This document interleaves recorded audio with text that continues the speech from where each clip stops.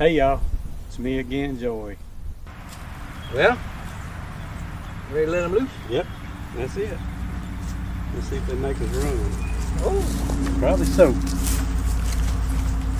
yeah, that one tried to get after him, but other than that, what can you expect? I mean, can you blame him? Oh yeah, they're getting after us now.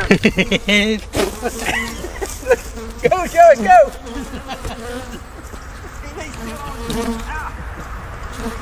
Hey man!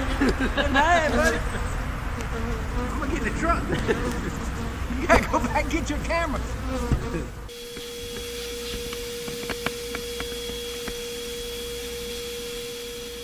But also, just get as many as you can off the one next to it. Get out. You gotta move forward. Do that side again.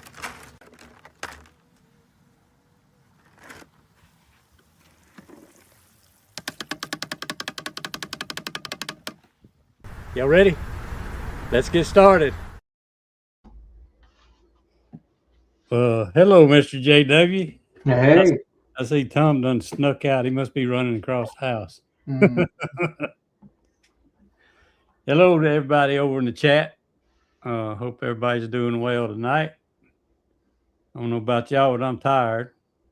How you doing, Mr. JW? Oh, I've never had so much fun.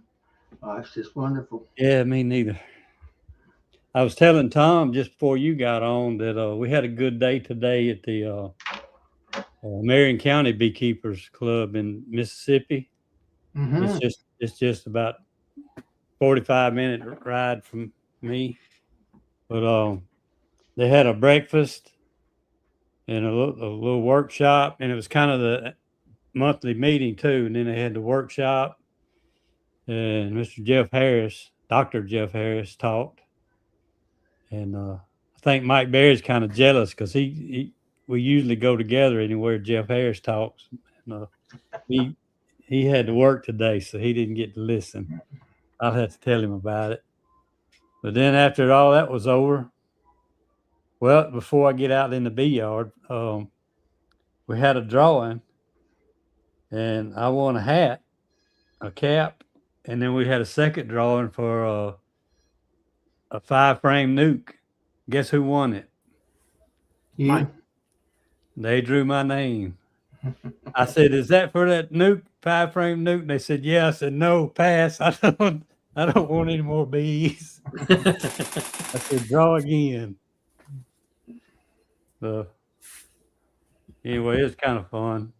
But then we went out in the bees, showing a lot of beginners what to look for. It was mostly on mites, showing them how to wash for mites and everything, and how to see them in the drone brood and everything when you break it open. It's a good day. Wasn't too hot. Then I come home. I did 5 of my hives yesterday in one of my little small yards, and I prepped them for splitting. And I went back today. I split them and pulled a nuke up to the top and everything, and put a queen excluder in there, and then went back today just before the rain and threw the double screen boards in. So that's 5 I got split. Only 35 more. That's it? Yeah, I'm getting where I can't handle it, man. After 5 yesterday, I touched every frame and pulled every frame and looked at every frame out of 5 double deeps. So when I got through with that, I was pretty tired. I couldn't do that all day long. A lot of folks coming in. We'll say hey, everybody, again. So what y'all been doing? Well, I've been making creamed honey. I've got three different units running, 3 different batches, and delivering honey to folks. Rained about all day here. Again, we've had 5 1/4 inches since the weather changed and turned warm. It was 80 82 here yesterday afternoon. It was supposed to be coming in here tonight from what I was hearing, but I saw something today that all that weather north of me. Things really popping. The bees are bringing in lots of maple pollen's all I got. It's all that maple pollen, kind of yellowish gray looking pollen that they're bringing in. So at least we're getting something. I'd planned to work bees today, but no big deal. Didn't happen. Yeah, Philip, in some of my colonies, I got drones walking now. I saw some yesterday.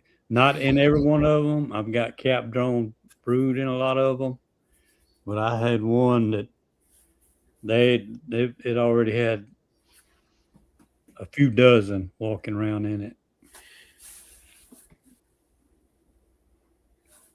I split that hive 3 ways too.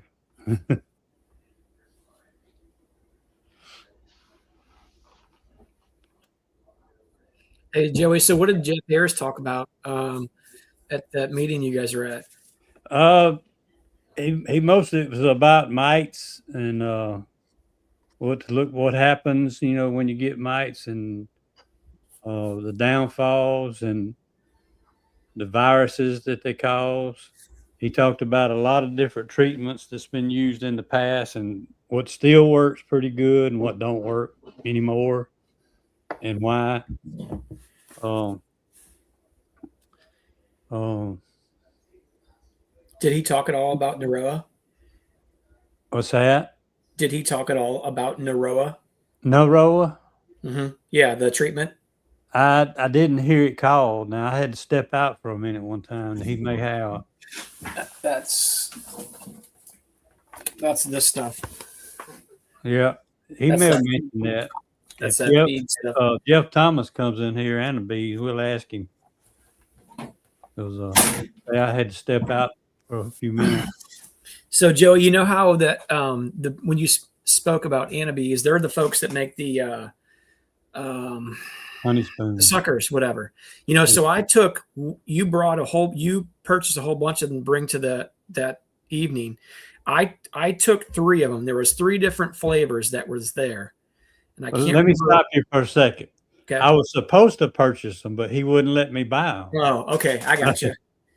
Well, I took one of each one of them to take home with me and to try later on. And I'll tell you what, I have no clue where those went.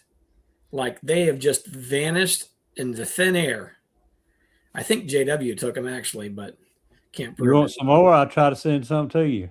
You don't have to. I mean, it's not that big a deal. I just wanted to try them, And so you said there was 3 different flavors. So I'm like, all right, well, I grabbed one of each and, threw them in my thing to take. I have no idea where those things even went. We had so much going on that weekend, so much stuff going in and out of the car, back and forth in all different sorts of ways. They're laying in a bag somewhere you hadn't found again yet. I'm telling you, I guarantee they are, but I felt like I went through every single thing here sorting it, but apparently I haven't. And like you said, it's probably bound to pop up somewhere at some point in time. But to this point, I have not found any one of those. So I don't know. Not sure where they went. Just so you know, Thomas, in our private conversation there, he specifically called me with on those frames, and I told him, I'm sorry, I told him 8 frames. I misunderstood you, I guess. Oh no, hey, don't sweat it. He didn't even care about that. You mean on the shims? Yeah. Yeah, don't worry about it. And I told him, I said, well, either way, I said I probably could have used him. I said, not really big. He's like, oh no. He called me and asked me specifically. Oh. And I told him 8. I just totally misunderstood, I guess. Well, when I didn't know if he would answer on a Saturday or not, and I'm like, you know what, I'm just going to try to call him and get ahead of this thing because I knew you were going to be going over there sometime early week to pick stuff up. So I said, hey. And he answered. I'm like, hey. And I told him who I was, and he remembered me. Mm-hmm. And so I just told him what we had going on. He's like, yeah. And I told him, I said, I'm supposed to be getting this and da-da-da. And he goes, yeah. And he goes, well, I think I was told 8 frame. I'm like, well, it is possible. I'm like, I technically needed the 5. He's like, oh, don't worry about it. That's no big deal. I got him. And the same thing goes for those 8 frame boxes. He goes, I think I had that many built. And I'm like, I'll take them all. So Anyway, I mean, the deeps. correct. Yeah. So I Oh, made that change, as far as oh, adding that to my order. yeah. I basically went through and started looking at some of my inventory, and I was able to get my two containers all organized and straightened out, and moved things out that I didn't need, sorted things that I did, and started counting extra stuff. And I needed about 150 extra deep boxes. Well, I think I found, I don't know. I think I found 90 something, and I know there's probably some extras out there. So I just said, you know what? I'll take 40. So anyway.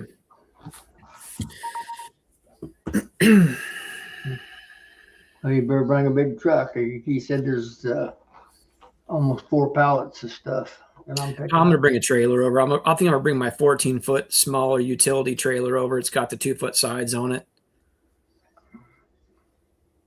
So that'll work.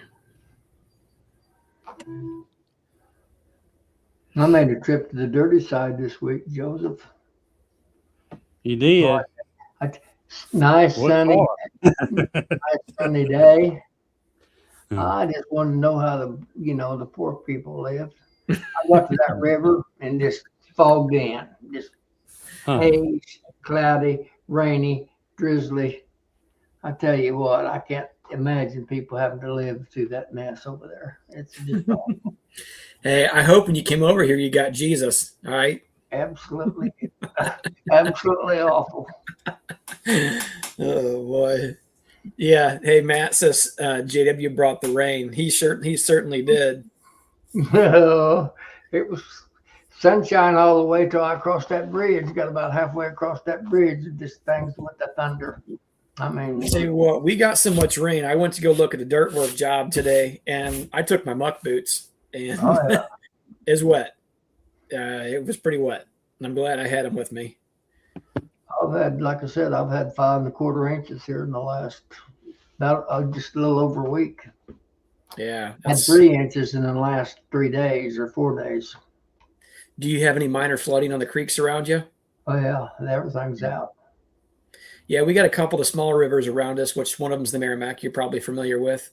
Trying to think, the Burbus River, I think all those to some small degree, nothing major. You'd probably consider it minor flooding. Have hit a couple of the small roadways in the bottoms type areas, which is not a big deal. Those bounce up and they bounce down within a day or so. So, I know probably you, but like most of Missouri still had been going through winter under that some moderate drought conditions still, because I don't know about everybody in the rest of the country, but we've only had 5 actual snow events across this winter, 2 of which were on warm ground and basically just accumulated on grassy surfaces to a minor degree, and then 3 actual plowable events for us, which we consider plowable over a couple inches, and which helps to build up moisture content. And we just really haven't gotten a lot of snow and definitely no rain. It's been pretty dry. So as much as I don't like to get waterlogged out, I mean, I guess it's necessary because as well as I do, come around late May and June, things going to just shut off like a water spigot. It's going to stop raining completely. Yeah, it was dry out here. These I call them sodbusters, the dirt farmers. They need the moisture in the ground. So yeah, it's they got plenty of it right now. I mean, it's soaking in a lot of it too still. So yeah, as much as I hate to say it, we really need to get a lot more rain, spread out, not just in one point, but spread out to really build up that moisture content in the soil so those farmers can have that for the crops come July and such. Joey, you talk about swarm traps. I don't plan on putting any out. I've got all the bees I want, and then some maybe. Probably gonna dump mine back out when I catch them. I'm gonna give it a little teaser right here. Uh-oh. Yeah. Holy cow. There's bees in the box there. Anyway. That's enough scout bees to fool somebody that's never trapped bees before. Yep. Hold on. You're suggesting that's scout bees and only scout bees? Absolutely. Yeah. Really? If I wasn't to know any better, I'd say there was a box full of bees right there. I know from experience, I've done it before. I went and saw that and went back that night, closed the door, and brought them Not home, and there wasn't hardly a bee in it. Huh. I've been there too. That's interesting. Yeah. You know, swarm trapping is something that Melissa and I really pretty much have not touched for the last couple of years. Yeah. We If you mainly got just- extra equipment stacked in your yard, you can bait that stuff and do the same thing. Yeah. Yeah. That way you catch one you might have lost. Sometimes I'll leave that extra equipment if I have a dead out or something like that out there. I'll just leave it out in the yard over winter. It's a good spot to store it. But come in the spring, when I start inventorying everything and figuring out what we got, what we need, and all that jazz, I start bringing it back to the shop area and start inventorying it from there. And that's kind of where I've been a little bit behind on that because I didn't think I was going to need any deep boxes. And then when I finally got organization going over here, Melissa and I spent a couple days getting it going. I started counting and looking at things and adjusting from there. And I realized that I didn't have as many deep boxes as I thought that I did. So we're going to be wax dipping a bunch of stuff for the club and our own equipment here on the 21st of this month. So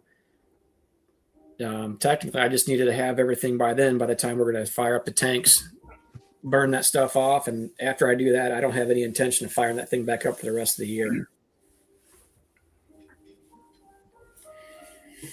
I'm just curious if JW has gotten his new tank all fired up and squared up.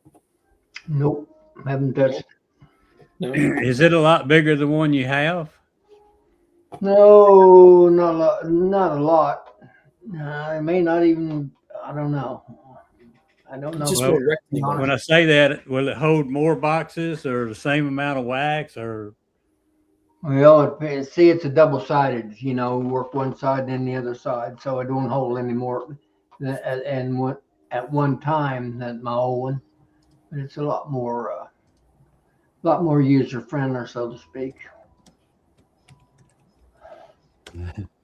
It takes about the same amount, according to Ted or Jed. It takes just about the same amount of wax as my other one, so it's basically the same dimensions.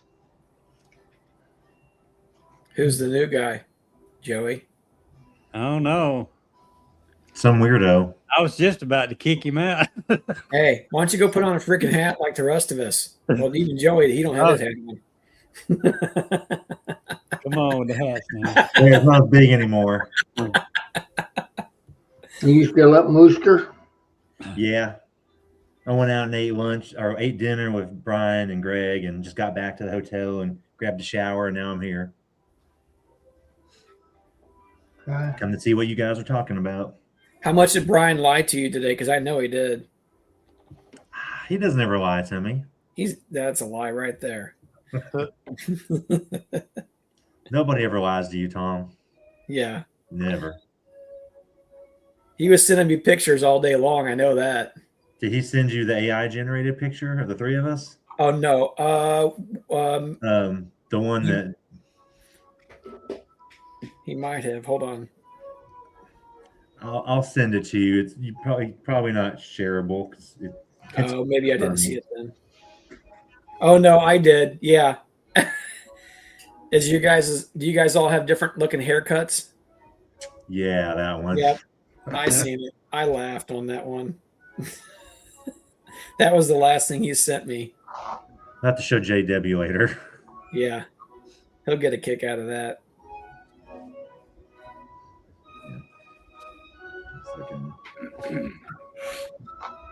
Who's listening to opera in the background?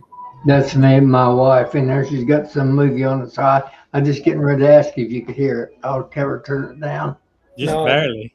Hey, Yeah, don't make he's me barely mad. She there. might come after us. Yeah. Don't want to see you get hurt.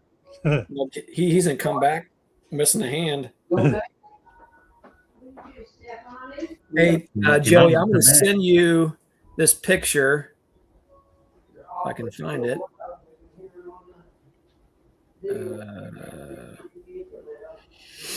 So I just sent something through Messenger. This shows that tank that JW has. Not that it really matters or not, but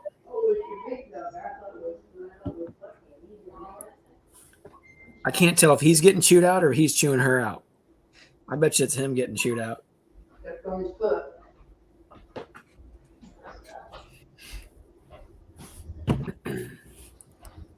You want me to put it on? I just didn't know if anybody had ever seen that wax dipping setup and what it looks like. It's actually a pretty nice tank setup. You know, like JW said, it's got basically two lids that has the little dipping apparatus. So you can dip one, and then after it dips, you lift it up, which is like its long carriage, and you can already have the other side loaded up, and then dip that one. And it basically, they're set up on a little bit of an angle to where everything will drip back down toward the tank. So you really don't have any loss as far as wax being kind of, spilled out of the tank. Yeah, Mark, that's the Thorn tank. Trying to get a screenshot of it. You might need to check that one, Joy. I don't have them. What's that? I thought maybe there was one in the chat you might want to. 720.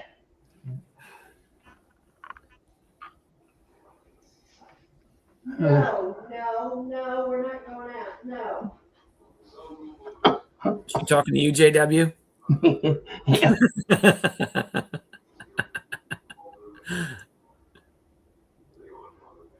No, there's 2 or 3 of them there that I same see. one that shows up.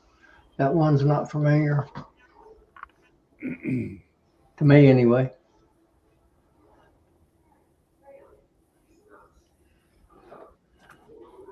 Let's see. I lost my picture.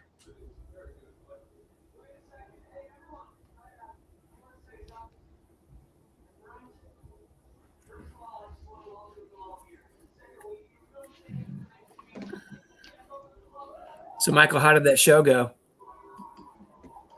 It was good.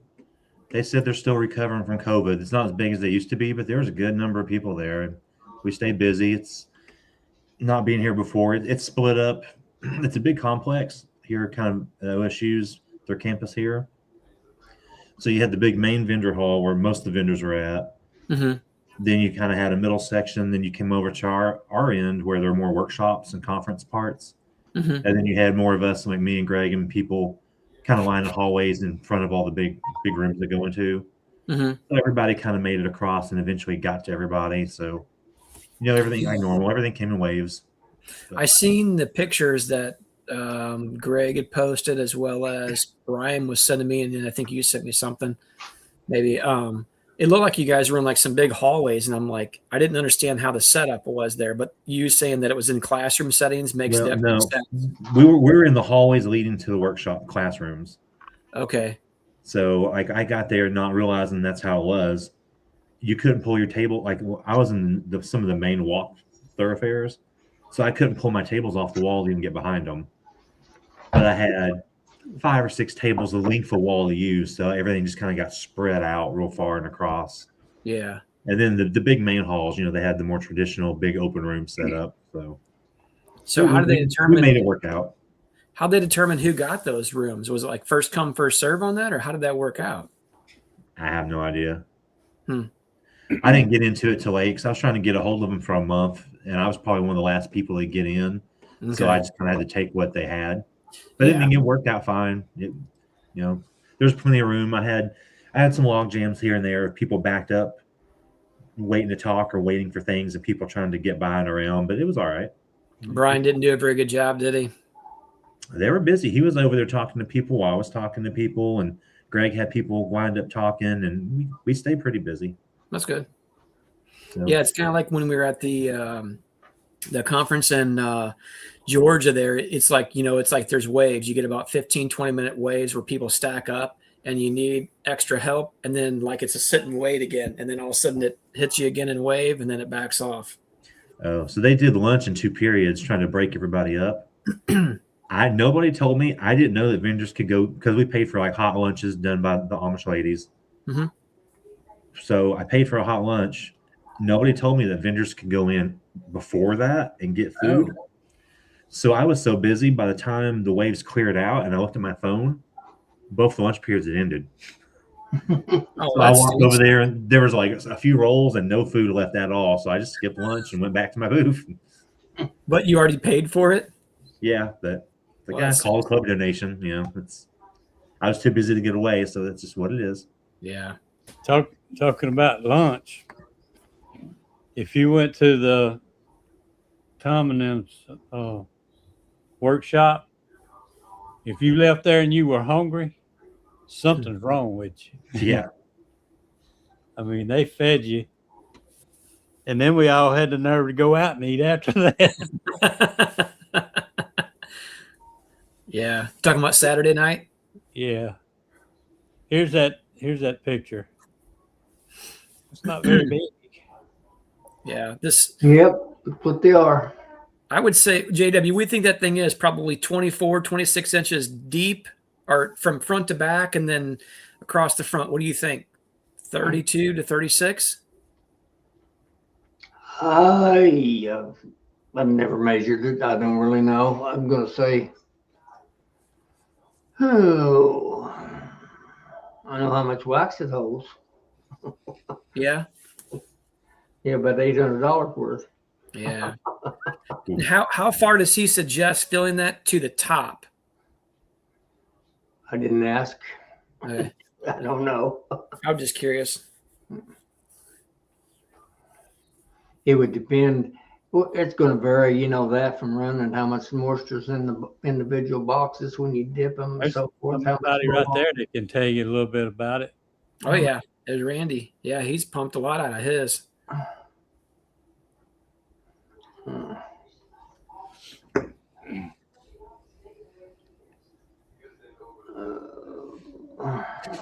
It's it looks like a nice unit. I just haven't hooked. I've got to get it longer. He didn't give me enough hose to. I mean, you know, I'm running 100-pound bottles. I don't have enough. And bottles need to be standing up, you know, or you go to run and you'll get some liquid out of them. So you don't want liquid in there. You'll have an explosion. Yeah. Yeah, hot wax and liquid do not mix at all. So, We were really explicit because we were going to offer that for the club again. This will be the third year in a row with our stuff.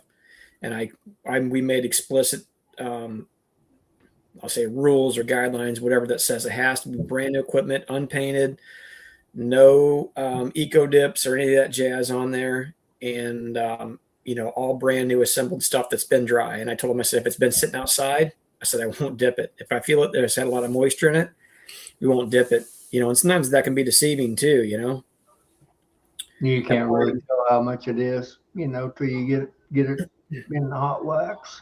Yeah.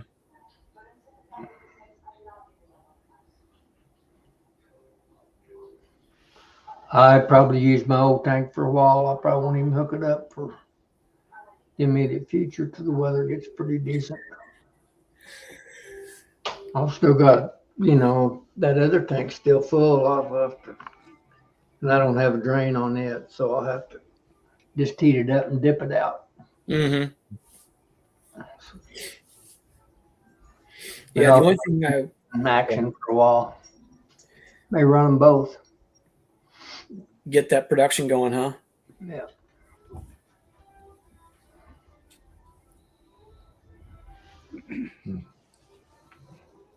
Hey, John. Hey, John. Finally getting where I can catch people coming in. Mhm. A little So slow. if you guys want an after conference pick me up, my combination is big old Dunkin' espresso Donuts. shot Dunkin' and garlic chili crisp Oh, cashews. That's hey, a hold wicked on. combination that gets you awake. Hold that up again. That looked good. I've never seen those before. These are good. Huh.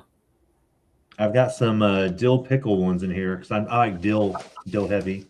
Oh, Melissa there's- would love that. Dill pickle cashews. Yeah, no The thanks. chili crisp ones are really good with extra garlic. Mm-hmm. With the coffee, give you a little zip, get you awake. I feel like the taste combo is not right, though. Seems a little bit Yeah, that's the fun of it. It wakes you up. off. Well, I'm going to suggest, Michael, that you need to consult me about some of your horrors that you've been using at these shows.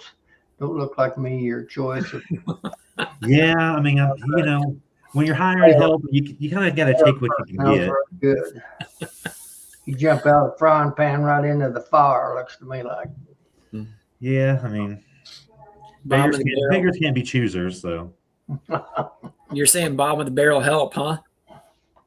Yeah, Great. I'm not making it. I'm just, making a slight suggestion that he might want to reconsider some of his recent employees or whatever they are. I mean, nowadays, I mean, really, you can just take what you can get. So I'm just happy to find a warm body that'll show up. So. That's just what I was going to say. All you need is a warm body. I need a warm body to stand there and look pretty and try to hold some frames in their hands. It's a numbers game, isn't it? Which, I'm lacking on the pretty part, but they're warm and they can hold stuff, so it works. Well, just saying, I wouldn't want to stir up any trouble. You know me by now. Yeah. If you can find me some better help that happens to be around, that's more of some lookers, then I'll take it. But I would suggest to you, Michael, if you could find yourself an 81-year-old 5-6-time retiree, that might be the cat's meow right there. all I know is if I've business left after I hung around very long. Yeah, that's right. He'd run every one of them off mad is what would happen. Guarantee he'd insult every last one of them. Yeah, that's all right. So I'd have to go from paying people and attaboys and thumbs up to my dad paying them steak dinners, basically. So. Yep. Mm-hmm. That's it. No, we had a good time here last night. After the show we went out and ate. It's me and Greg and the Easy Ox boys and a couple other people that were up here. We went to a local place and we walked into all you can eat fish Friday night. So everybody got their fill, and there's not a whole lot of places that are open after 9. We were at the show till 9 last night, so we found a place. And Burns gave him a fried bologna sandwich. That's his specialty, That's tonight, me and 2/3 of the stream team went to some little local place and ate. And so I actually got back at a decent hour. Try to get some sleep later tonight at some point. So Greg's not that far away. He could just drive out there, isn't that right? Yeah, he stayed last night, but they both went home tonight. I think Greg's about an hour and a half south, and Brian's like an hour and a half west. Yeah. So I thought they were pretty close. So I'm going to get my butt up in the morning and drag my way out your direction and call it a day after 8 or 9 hours and get some sleep. And I'll get up Monday morning and I'll roll into work about lunchtime and start doing stuff. What we should do is see if we could get Irwin over here this direction and he could buy us both breakfast. So it's on breakfast. No, we get him over tomorrow evening and he can both buy us fillets. I'll do that too. Just saying. I can guess a good spot. Got to get somebody that knows cattle, knows livestock to pick us out some good cuts. Mm-hmm. Just saying. Yeah. He can give me some hiring advice. There you go. Talk me into firing some of you guys. So. Yeah, if he's going to talk you into firing somebody, he better find a replacement, right? Yeah, that's the other thing. So. Mm-hmm. So that was a good conference, good show, huh? Yeah, I mean, for the size of it, I've been to. For the size of it, it was good. I mean, I had a few people come in and buy a chunk of frames, and then I had a lot of people who've never seen them and trying them out for the first time, and it was worth the 15 hours to get up here, I guess, in long term. Mm-hmm. And I'm done with shows until June, so I get a nice little break to stay at work and just work now. Well, if you wanted to come to Colorado at the end of this month, go to Colorado. South Colorado Spring. I'm not going anywhere till June. Yeah. What pops up in June? I'd say June. That's not July. North Carolina. Oh, okay. And I'm going to just punish myself and drag my butt over next door to the EAS conference for a couple of days. Mm-hmm. Just because it's the closest it's ever going to be to me. So I can say I did it once for a couple of days and that'd be it. I probably won't ever do it again. Yeah. And where is that being held at this summer? It's somewhere in Kentucky. Oh, okay. I don't remember the town. I want to say that's right. Look at my calendar here. March, April, May.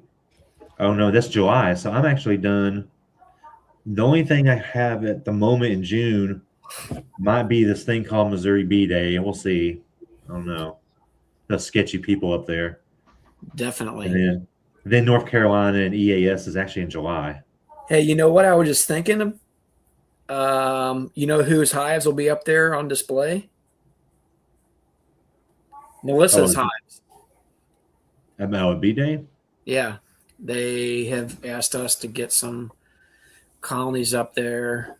So I think we'll have 8 or 10 colonies up there. And so I think what I'll do is by then we should have, I'll mark them all out what I got and what, but we're going to have all the drone comb frames that we got from you in them. And maybe what I'll do is I'll slide, I think I've got a couple other ones. I'll slide some other frames in there that you have of yours. Because I think I have a few or a handful of regular deeps.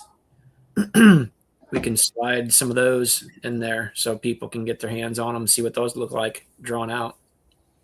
Yeah, I've got a few frames I brought back with me, so I've got my displays. So I might have a couple more deeps or things you can have if you need them. I think I I came probably back be with okay.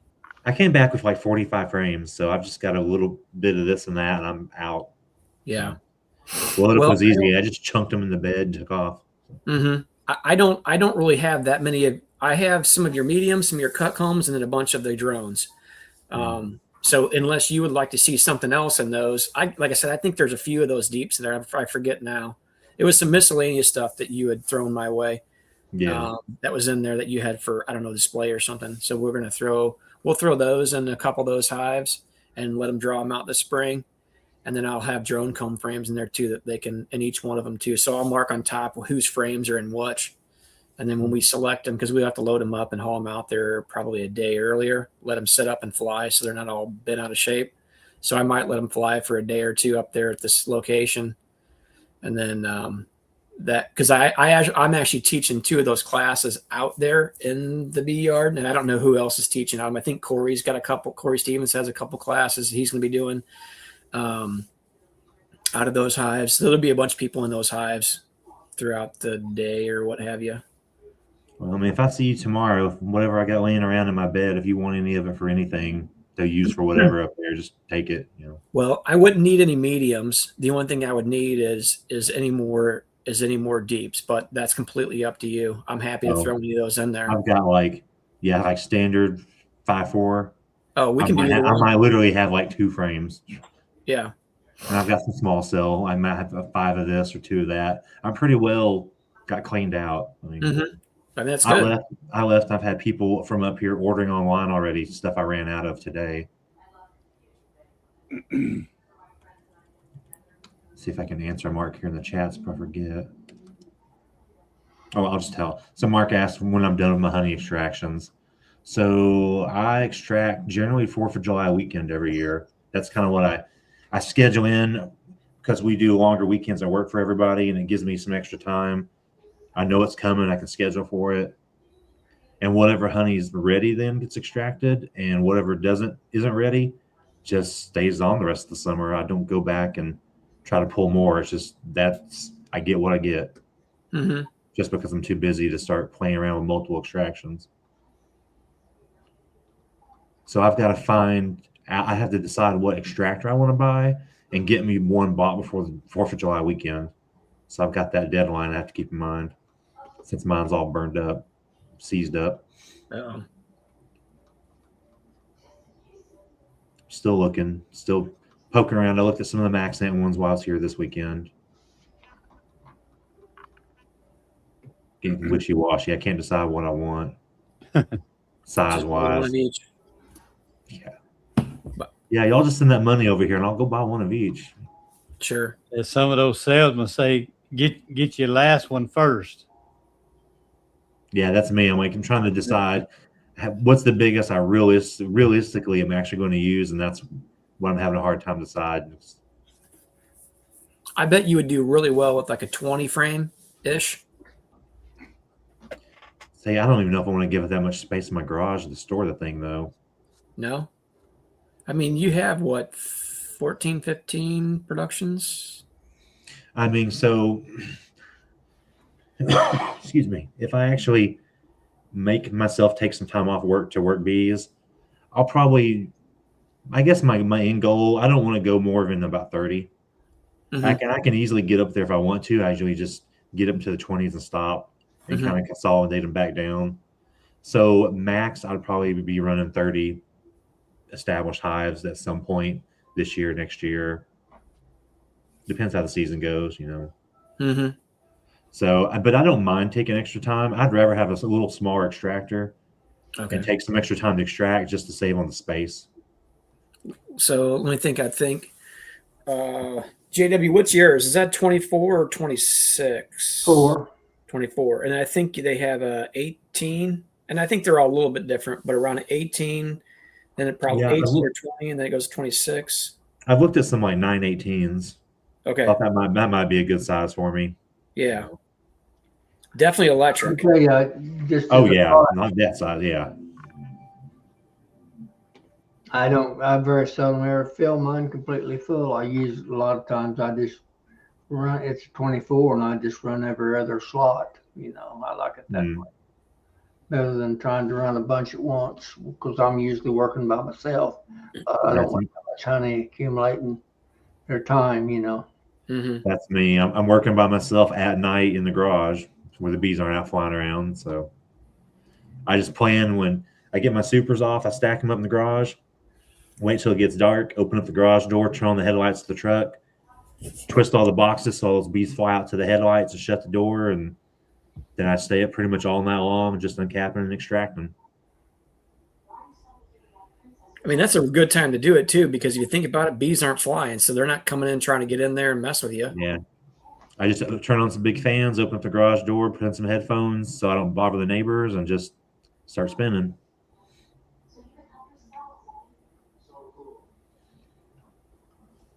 Well, changing the subject 100%, I am looking for if anybody's got one out there that wants to get rid of a nice, pretty good size observation hive.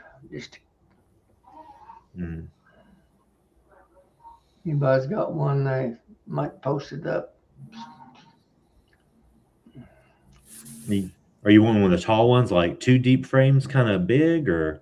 Yeah, I think I'd like to have a pretty good size one. I don't know that. I saw somebody like in Knoxville was making bennies. some pretty tall ones. I don't remember who that was, but I think yeah, a good. something like what Bob's got down there, Joey. Yeah. That's what I'm thinking. Michael, is that question for you? Can you see it? cycle time on the molding machines, it's not fast. So for a deep frame, you're looking at about a 3-minute total cycle time.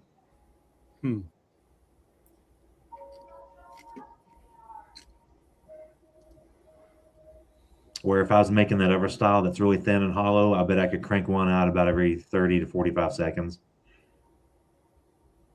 I've got a lot of material I've got to cool down in a controlled way to make sure it comes out straight and doesn't deform. And there's a lot of little things to it. So it's very time consuming. Hey, Dodd, you need to come to St. Louis next Tuesday evening. You gonna get him rescheduled for the beginners? Get him started off right? Are you? It's more than beginner. It's a beginner. It's to begin to the beginner. Oh, okay. We go over basic He terminology. just wanted you to bring you some cookies, dog. Don't watch. I know how he thinks.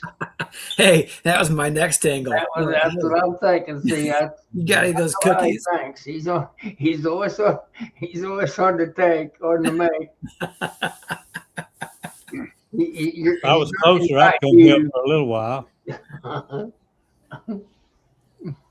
If I could get him to come up here and then I could lie to him just a little bit, JW, and then he'd bring them cookies. Shoot. Watch him, I'd be Todd. living he's got a devious mind. He's looking for more of them good cookies you got.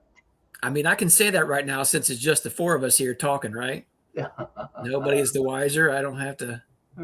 Just the four of us here. Don't let that out, though. All right.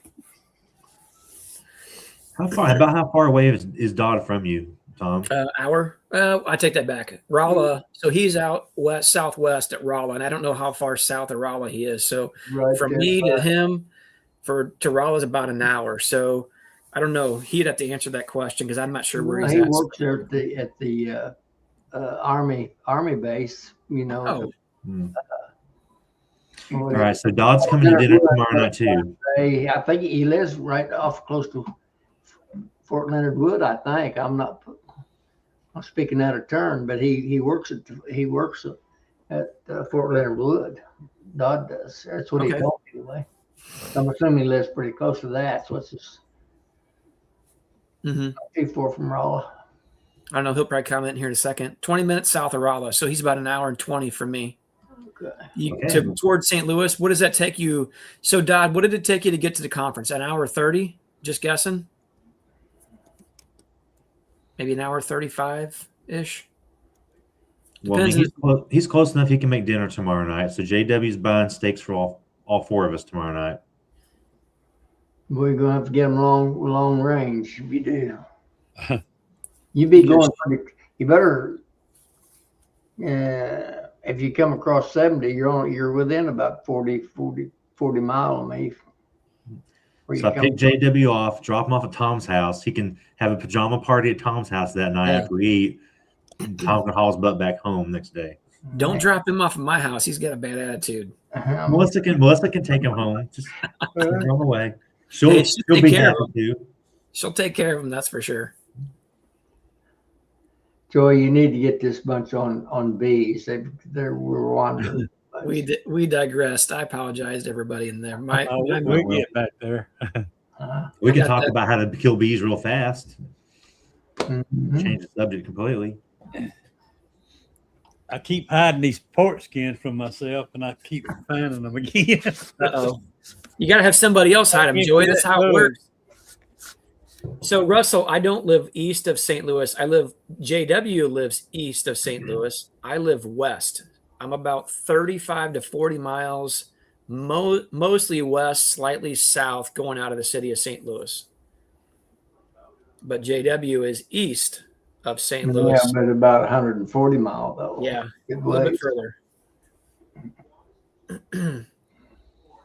But the sun does shine where I live. It seldom shines over on that dirty side of the river. I don't know about that. Maybe lately. Mine didn't shine much today. Yeah, it was a little chilly in here. Hey, DC, why don't you like Fort Leonard Wood? That's a big Army base here. That's one of their boot camps. Oh, DC, were you Army? Maybe that's why he says that. So let's see. We have Whiteman Air Force Base, which is out west, houses the B-2 bombers. We have a large Army base there at Fort Leonard Wood. And then heading east on JW's side of the river, I guess him and I can share that when we have the Air Force Base over there. Scott, is there any other ones I'm missing here in the state of Missouri? Not offhand that I can think of. Yeah, there's a smaller. There's one out there around Kansas City, but I don't know what the name of it is. Like a little smaller outpost? Oh.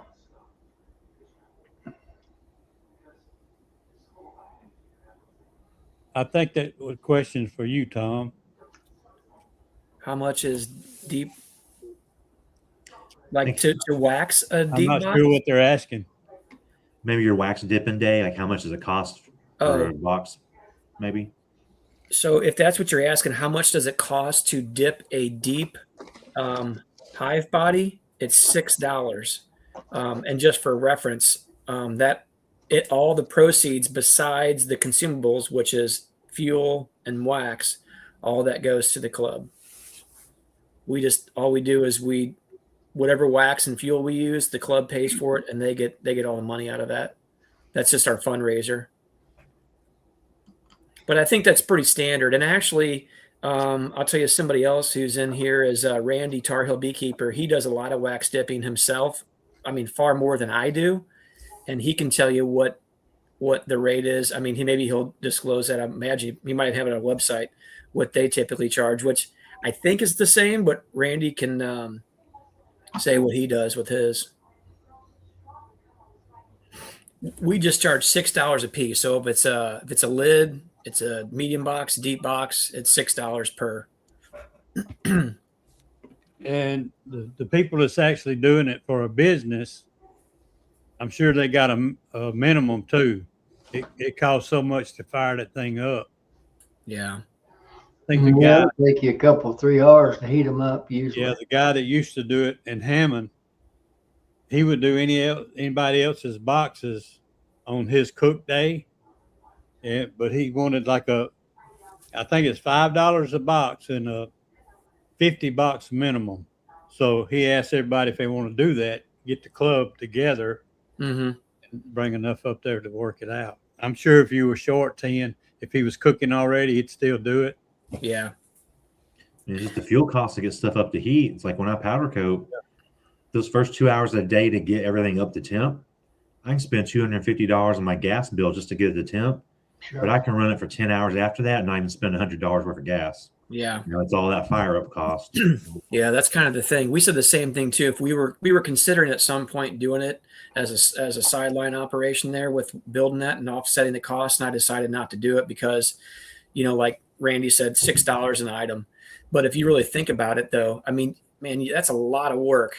I mean, you're gonna have to fire that thing up and for me anyway. If it's cool out, it's gonna take me 4 or 5 hours to get that thing up to 300 degrees. And then, wax dipping all day and stuff. So, your consumables, the wax is not cheap anymore. Fuel is not any cheaper as far as that goes. So I don't know if I was going to do it as a business, I'd probably almost ask more than $6 a piece for it, and you'd have to work really hard for a day or two, on to even make it worth the while to fire it up. Now those wax dipping tanks, like the Thorns, do they have thermostats on them? Or do you just have to slowly dial it in and figure out where you need to land? Or how does that work temperature-wise? Regulated? Michael, they do have a built-in temperature gauge, Okay.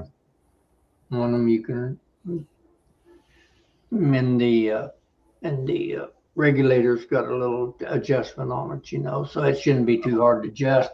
I haven't fired mine up, but my old one, it's old school, it's strictly, and I use one of those infrared temperature readers. Yeah. That's what I use on my old one. It works real well. Mm-hmm. That's good. So you can. I've done it before, Odell. Put the whole lid in there. You shouldn't need a cover on it if you're gonna wax it. But if it's already on there, Yeah. So there was a bunch of lids I had done of my own, and when I had bought some of the equipment, I said, "Hey, if you can supply the piece of galvanized material with it, but don't put it on, I'll put it on myself after I wax dip it." So the last ones I had done, which were a couple years ago, maybe, but I do have some that I've wax dipped with the metal already on them, and it doesn't seem to make a difference either way. Yeah, make them lids slimy in the same way with that HDO. You don't want to wax the HDO either because it won't penetrate it and it will make the lid slick. Mm-hmm. You can't. The reason I know is I keep track of all my highs. I write on the lids, and once you wax dip that HDO or them metal lids, you will not. You can't write on them with a felt pen without scraping it off. You can take your hive tool and scrape it off. Yeah, I think we did that. We kind of wiped some of it off as it came out, shook it, wiped it off, and we've been able to write on them. But like you said, you're not wrong. It is a pain in the butt to get that done for sure. Ideally, if you were to buy equipment, you could just tell them, say, "Hey, please leave this off of there if that's possible," and then say, "Hey, send the nails or whatever they come with, and I'll put it." It's for super easy to put it on there. But yeah. Randy said it takes 4 hours to get it up to temp, is what he said on there, and that seems pretty accurate with what I've had going on. And I don't have the exact same tank because Randy at Tar Heel Beekeeper does have the Thorn tank, which is really nicer than the one that I have, but mine works. That's the only thing I didn't like about making all those HDO lids that I had done, JW, as well as those. Well, the double screen boards weren't too bad because you don't have to paint the tops and bottoms. You just got to paint the outside of them. Just stack them all up and take a sprayer and spray them. But I actually had to paint all that stuff here this late last fall, which kind of made me second guess if I wanted to continue to use HDO. But we picked up another 20 something sheets. Matt took some, and another guy took a few. And I've got, I don't know. You have to paint those, won't you? Aren't they black on both? Matt said his was black. Yeah, this is the first stuff. So apparently this is the most expensive version of HDO that you can buy, which was normally $160 a sheet. And the lumber company that my brother-in-law deals with said they had a bunk of 20 that was left that they wanted to get rid of. So they gave us a discounted rate on it, and we bought it all.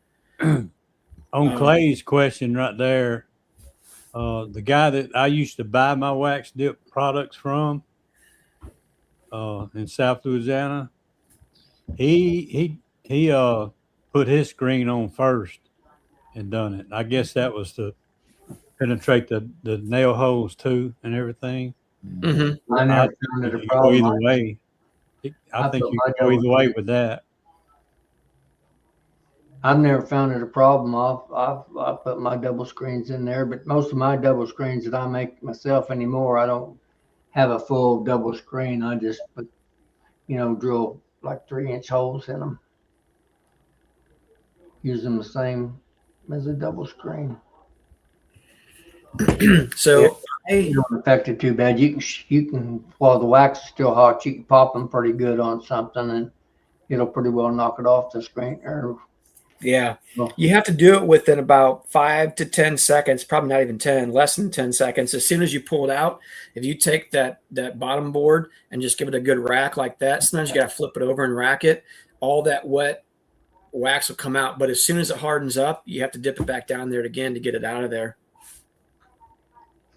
But it's not a big deal. Yeah. Now,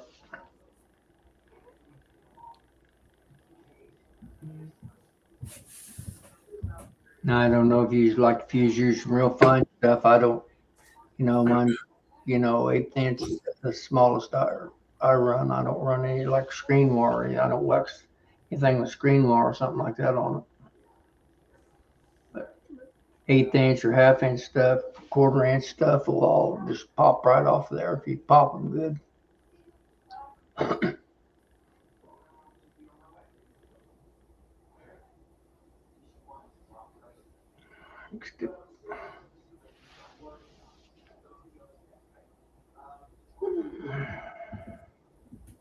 Where is Morris home? Where you at, Morris Homestead? I done forgot.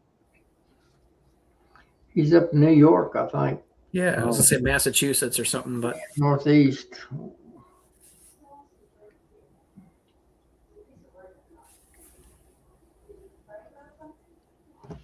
Y'all might could answer that better. I don't feed enough to know. I know if they Western New York. That's what I thought. he was in New York State someplace.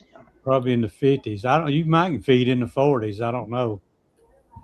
I would say this depends on the type of feeder you're using. If you use buckets, the bigger the difference in temperature from day to night, you'll get that dripping on them. If you use like a division board feeder or a hive top feeder, I would say the most efficient would be the division board feeder if it's possible. If not, you can use a hive top feeder because they'll go access it as they need it. And if it cools down too much and they have to cluster, they'll just stop taking it. But then as soon as it warms back up again, they go right back to it. Yeah. So that's how we've done it before, especially late in the year. I know there's certain nights they're not taking that syrup down on the hive top feeders, but then as soon as it warms back up and they break cluster, they go get it again. So, if they're light, you're going to have to feed them. Definitely don't feed them because they will starve out quick, fast, and in a hurry. Appreciate that. Ripple effect. You see his question? Anyone wax dip painted used boxes? I don't think you can do that, can you? Yep. You probably can, but I don't. You don't want to get your wax dirty. It might not be a problem, and I don't know the specific answer to this. I haven't, because my goal was not, I didn't want to run the risk of potentially contaminating, $1,000 worth of wax with something, or have to, if it paint flakes off or something weird like that. But, we're typically, the inside of the boxes aren't painted, so you'll get penetration through there. I just don't, but I'm not saying that you can't. Do you think you get enough penetration from the inside to account for not being able to go through the painted parts on the outside? Or would you only partially you'd have wax dipped internals, but kind of blotchy wax dipped externals, just where there's cracks and peeled off parts? That's my thought, but I'm not a chemist and I don't know the answer to that, when it comes I'll to wax dip painted, I don't- but I've used the same wax, and just added to it, Joy, for 15, 18 years probably. I've been wax dipping, and my wax has got, stuff in it anyway. So on my old one, I'm going to try to keep that new one cleaner, but I never had any problems with it to speak of. I always, if it's somebody else's, I tell them to water brush them good before they bring them to me if they're painted, to get all that flaky off of it, because you'll flake some paint off of it and it makes a mess in your wax. I can tell you that part, but you just strain it out of there. Big problem is Go ahead, Tom. You just strain it out of there. Is that what you do? Because it probably floats to the top, doesn't it? Yeah, but it'll make a little bit of a mess on it. But I just added wax, and I've had the same wax for, and added to it. I haven't put in new wax other than just add on for probably 10, 12 years. Same with me too. I think when we do the wax dipping again, I think I'm actually going to get some metal pails, 5-gallon pails. And as soon as I'm done wax dipping, as it cools off just a little bit, I'm going to strain it down into the pails, clean out the tank before it all hardens up. And then I'm going to dump it back into there while it's still liquid, just to try to clean it. And it's not really dirty, but you'll get sap resins that come out of that wood, and that it leaves more of a dark little blotchiness. Yeah, there's black specks. Just a little bit. I'm curious, Randy, you're still on here. I'm curious what you do with that, or if you've ever messed with it, and what your thoughts are. Actually, Randy popped on a comment up here at 8:02 that's probably pretty relevant as to wax dipping and what the efficacy or efficiency of that wax dip box is at 8:02.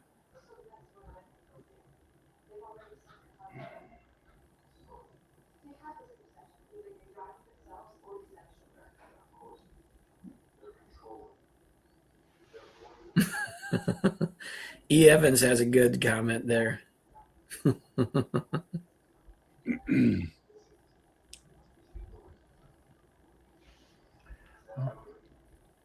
Somebody made a comment there to the effect that they wax dip them and then paint them. That's kind of defeating your purpose. Looks to me like. I think the people do that they just want the color, not necessarily to protect it. You got to paint it while it's still hot, don't you? Yeah, not so hot that it blisters on there. Yeah, but hot enough that the pores haven't closed up, which is a fairly fine line. Melissa did that not this last year, but the year before. She still insisted on painting the stuff, and I told her, I said, well, if you're going to paint it, you're on your own. I'll pull it out, set it up on a table, and you have all the paints and stuff, out in the little containers and all that jazz, and you do it. And she did. I would say there's a fine line, because some of it will flake off in areas and some of it adheres well. And I think it has to do with how hot or cool the box was when you applied the paint. Y'all don't hear that thunder, do you? Coming through my mic. It's rolling pretty good outside. So if I disappear, y'all just have to keep it going.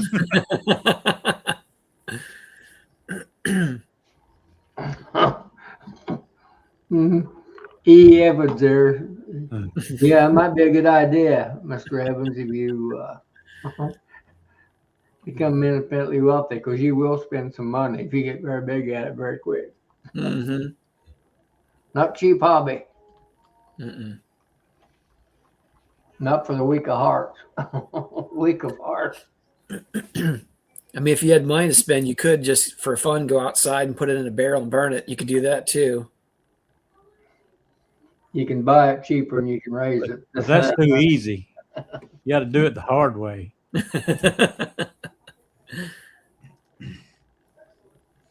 Hey Tom, the other day we were talking about, not seeing as many beginner beekeepers this year, it seems like. Yeah. I've been talking to some people yesterday and today that are like in multiple clubs around this region and states around here. Mm-hmm. They've all been saying the same thing. They said a lot of their beginner classes, the numbers have been down this year compared to normal, like surprisingly down. Huh. I don't know if it's the economy and everybody's squirreling away more money because they're waiting to see what happens, or if the whole, the fad's kind of slowing down again after the big news stories. But it's not just like the few places I've seen. A lot of people are just saying the same thing. Yeah. Well, and I can only imagine too, most people are approaching beekeeping as a hobby, which means you have extra money to spend or blow, or, endeavor that you're feeling comfortable enough at the time. And if you don't feel comfortable enough at the time or uncertain about whatever's going on or in the future, obviously you're going to kind of hold back a little bit, which makes sense to me. So that was one thing that we've talked about as a club. Our goal is to teach best scientific practices and help out beginners and things of that nature. But, if you were going to approach this as a business, I don't know that right now I'd be focusing on beginners. I'd be focusing on more the intermediate experienced crowd. But, as a club, that's not really the goal. Yeah. Just because, again, our accounts were down on our beginner side by about, I'm going to say close to 40% from last year. But, this was the first year we tried that intermediate level, and it actually, a lot of people really complimented it a lot. So we asked for it, their opinions on everything, and we read through all that. And I'm telling you, I don't think we can leave the beginner off, because that's not what the non-for-profit club is about. It's about educating everybody. So, but I would say that we're going to we're going to put a little bit more effort even into the intermediate side this next year. And it's just a matter of trying to figure out the cost versus what we can do. And then everything else is a gamble, because I can't guarantee how many people will be there. It could be a sellout. It could be, it's hard to say. So, yeah. To Keith's question here, if I'm understanding the question, when I'm doing a double deep and I'm splitting it or pulling nukes out of it, I leave 3 frames of brood. I leave all the bees, most of the bees, 3 frames of brood and some food. And I take a nuke out, 3 frames of brood and 2 foods. Any extra brood goes on down the line. I just pull it out and throw it in a nuke box or something. Take it on down the line. Does that make sense? So that's what you're leaving behind is 3 broods and 2 foods? Yep, and a double deep. And that's on your production colonies? Well, in the double deep, I might leave more food than that, but I leave 3 broods. And I take the food that I need for whatever brood I pull. And it's usually 2 foods, a mix of honey and pollen per 3 broods when I pull it out. And how soon so what you're leaving behind, how soon are you splitting before your main honey flow comes in at? Do you know about what that looks like for you? Well, I do this first, and hopefully it'll get me along the line. I may have to go back if they're growing too fast, go back and pull another frame or 2 of brood out just to keep them slowed down. Yeah. And until their peak, as Bob Benny calls it. Mm-hmm. Yeah, you want them You want them still growing. You don't want them to top out. They're still growing when that flow finally hits. Yeah, it's kind of a numbers game, Yeah. You're either gonna expel more time and guesstimate on what's going to happen, or save time to guesstimate what's going to happen in the future, or you can potentially dumb it down just enough, and potentially have to come back and dumb it down again, because if they're not peaking after the main nectar flow really hits hard, you still run the risk of them swarming. You see me down here, Keith? That would be almost that would be three ways right there. I'd split that one 3 ways basically. On an Here, acre. that's down here now. No, Laramore's kind of south too. And Where are he, you at, more? I split one 3 ways today. I'll have that video out hopefully next Saturday. So our main nectar flow really begins the very beginning of May, or the hardest part of it. And I am on the first week of April in my area. I'm splitting my colonies down, and I'm double deep 8s, and I leave 4 frames of brood behind and at least 2 foods behind if I know that I've got some nectar coming in, or I can supplement with food, or just a little bit of feed. If I do that diminishes my swarm impulse, but yet it'll still build a honey crop for me. We have 2 commercial guys that's not far from me, and one of them does it this way, I know for a fact. But the other one does it similar, but Mr. Gunner, he'll go through his, and he'll split all his up to 2 or 3 broods per box, and he just kind of take the rest of it and equalize it all out. And if it's a double deep, he'll keep mixing it out until he gets maybe 4 boxes, and he'll stack them all on top of each other. Mm-hmm. He'll split all that in 4 boxes and stack them back together. In the morning, he'll come back and take every one of those individual boxes and set them on their own bottom, Mm-hmm. put a cell in it, and put a lid on it. That's what he does his, and he usually does around 3 to 4, mostly 3 and food in each Mm-hmm. box. One double deep, he may have enough to do 3 boxes high. The next one may be 4 boxes high. And what he does when he's restacking them, kind of like I do, you're letting your bees migrate back toward that brood. That way you're not taking extra bees. You're just taking what needs to take care of that brood. But it's always worked for me, Mm-hmm. doing it that way.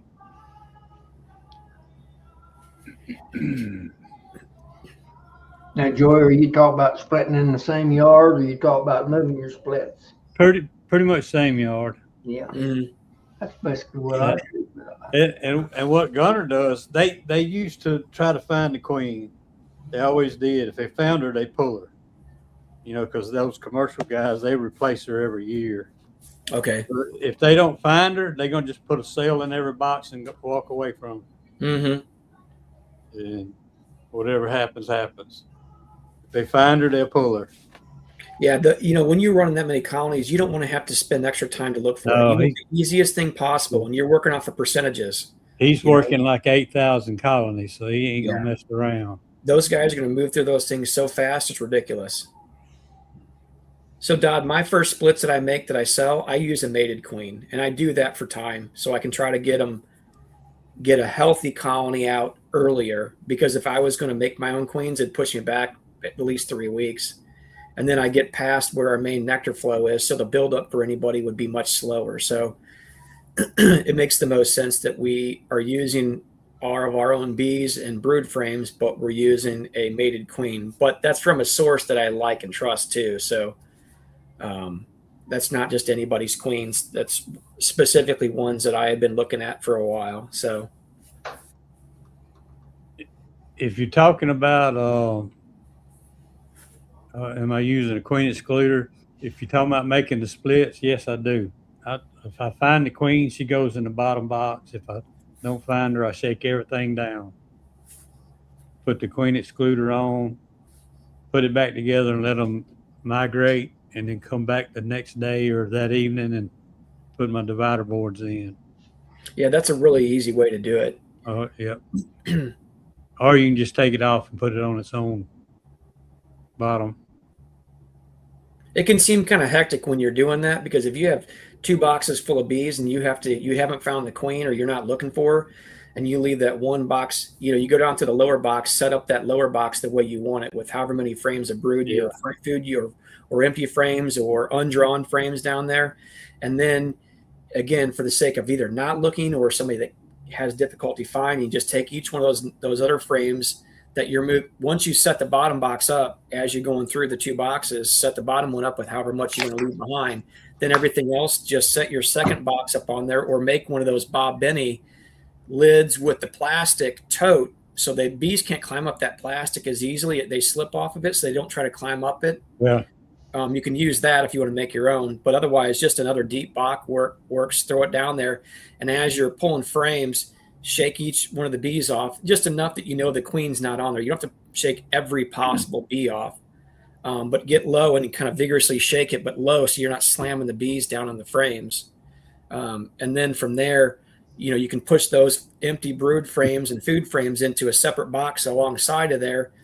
And then now the bees are going to try to climb up that box a little bit. You have to smoke them down a little bit and keep pushing them down, or kind of tap the box down. And then you can throw your queen excluder down. So just know it's going to be crazy, and it's better to do it faster than take a long time to do it, because the bees are going to keep pushing to the top, because the commotion, and you're going to be stuffing 2 boxes of bees in 1 box. So they're going to be coming out the front, going to be trying to go over the sides. It'll look kind of hectic. So if you keep a little bit of smoke pushing them down inside there, you can take your extra frames once you've shaken them, smoke them down, put your queen excluder down quickly, set your box back, and then, or your shaker box that you're using, shake that off, move it out, and then take your second box with the brood and food frames and set it back on top. And that would be like your excess that you might use to make splits or wherever you're going with it. So you've set your bottom box up for basically, I don't want to say swarmed them, but you're basically setting that colony up for production for that year. It's kind of like swarm management, basically. Everything else goes away. It helps. Yeah, it You really just reminded me about that shaking. Oh, I've actually got what I call a queen catcher, and it's a deep box with a queen excluder stapled to it. Oh yeah. When I can't find that queen and I really need to find her, I'll pull everything out of the way off the stand and put another box down there and shake every frame through that excluder, and then slip it in the box. And finally, all those bees will start going down to that brood. And when you get done, you're going to find that queen running around. I got tape on the top of it. They say that she won't cross that duct tape. I don't know if that's true or not, but I've got it up there. But I've got an old video of that several years ago. I had to find a queen. I ended up finding her and 3 or 4 virgins, because they already had cells in them in there. So I was able to make several splits out of that box. Clay, let's see. Clay had a question here.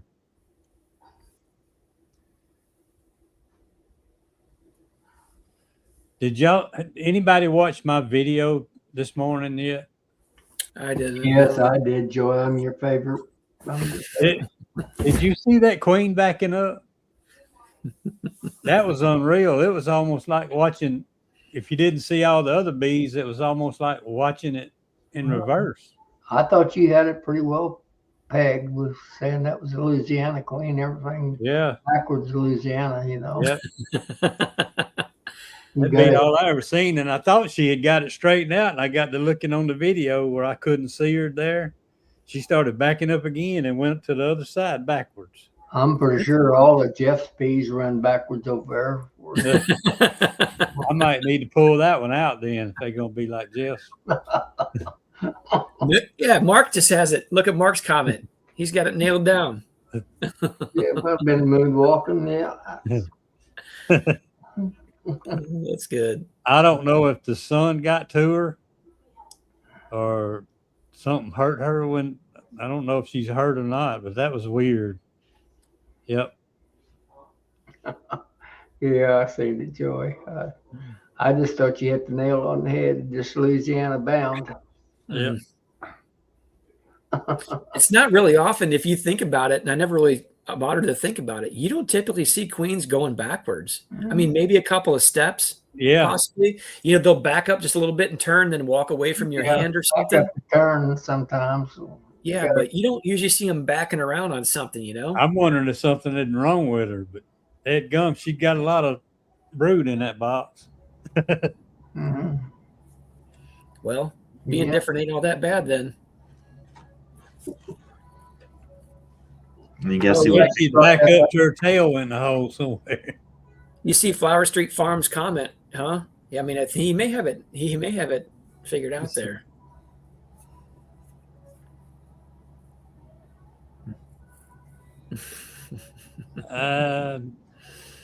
You don't make me go back and watch that. Oh boy! You know what you could do, Joey?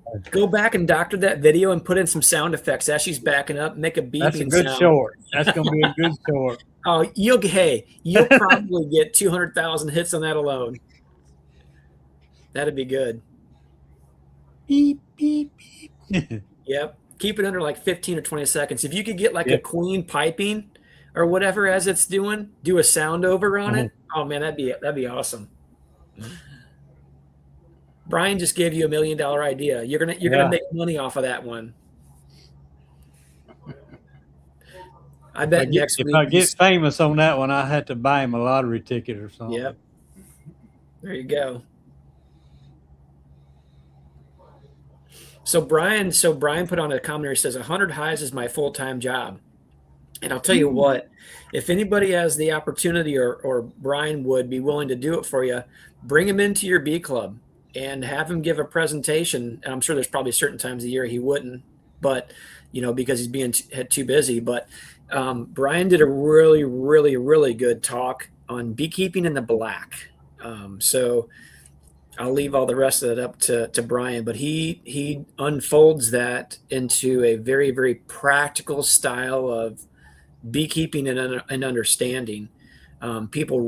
Brian actually, when it came down to all of our speakers, now there was a lot of them that were really good, probably got some of the best remarks from the beginner side to the intermediate side. He was definitely a crowd favorite for sure. So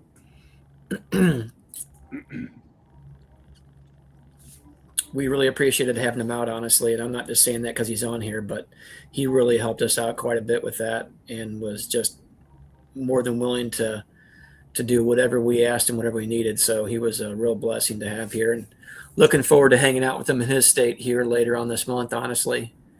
That's a good idea right there. Selling daughters of moonwalking queen.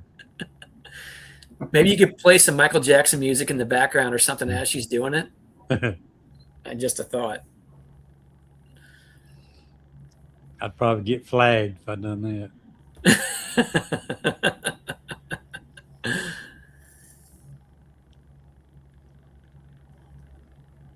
I don't know if Braden is asking me, Tom, the question, or he asking Tom Mac the question.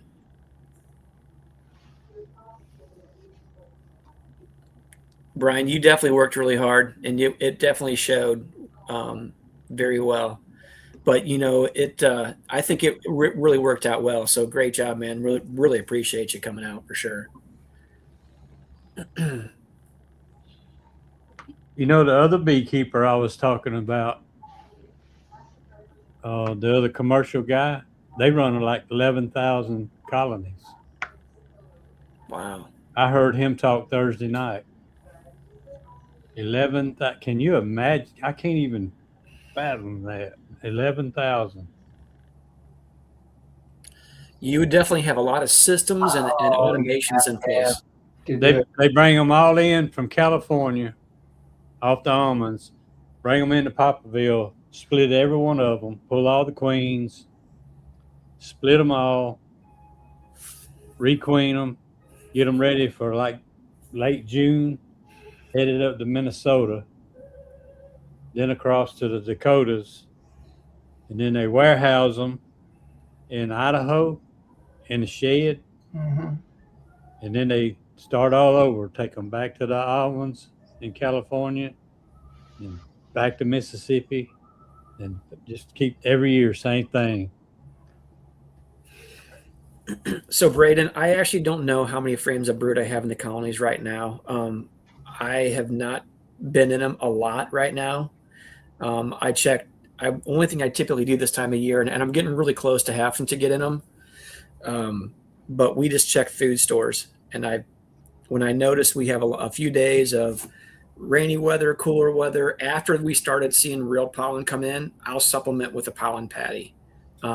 If I know there's a few days of weather where they can't get out and fly, because sometimes an extended period of time where there's no incoming resources can keep the queen from, she may shut back down a little bit for a small period of time. So my goal is to keep her going, and that's why I use that the feed and the pollen patty. So, but I actually don't know right now specifically. I peeked in a couple of them a week or so ago just to see if there was brood and cap brood, and there was.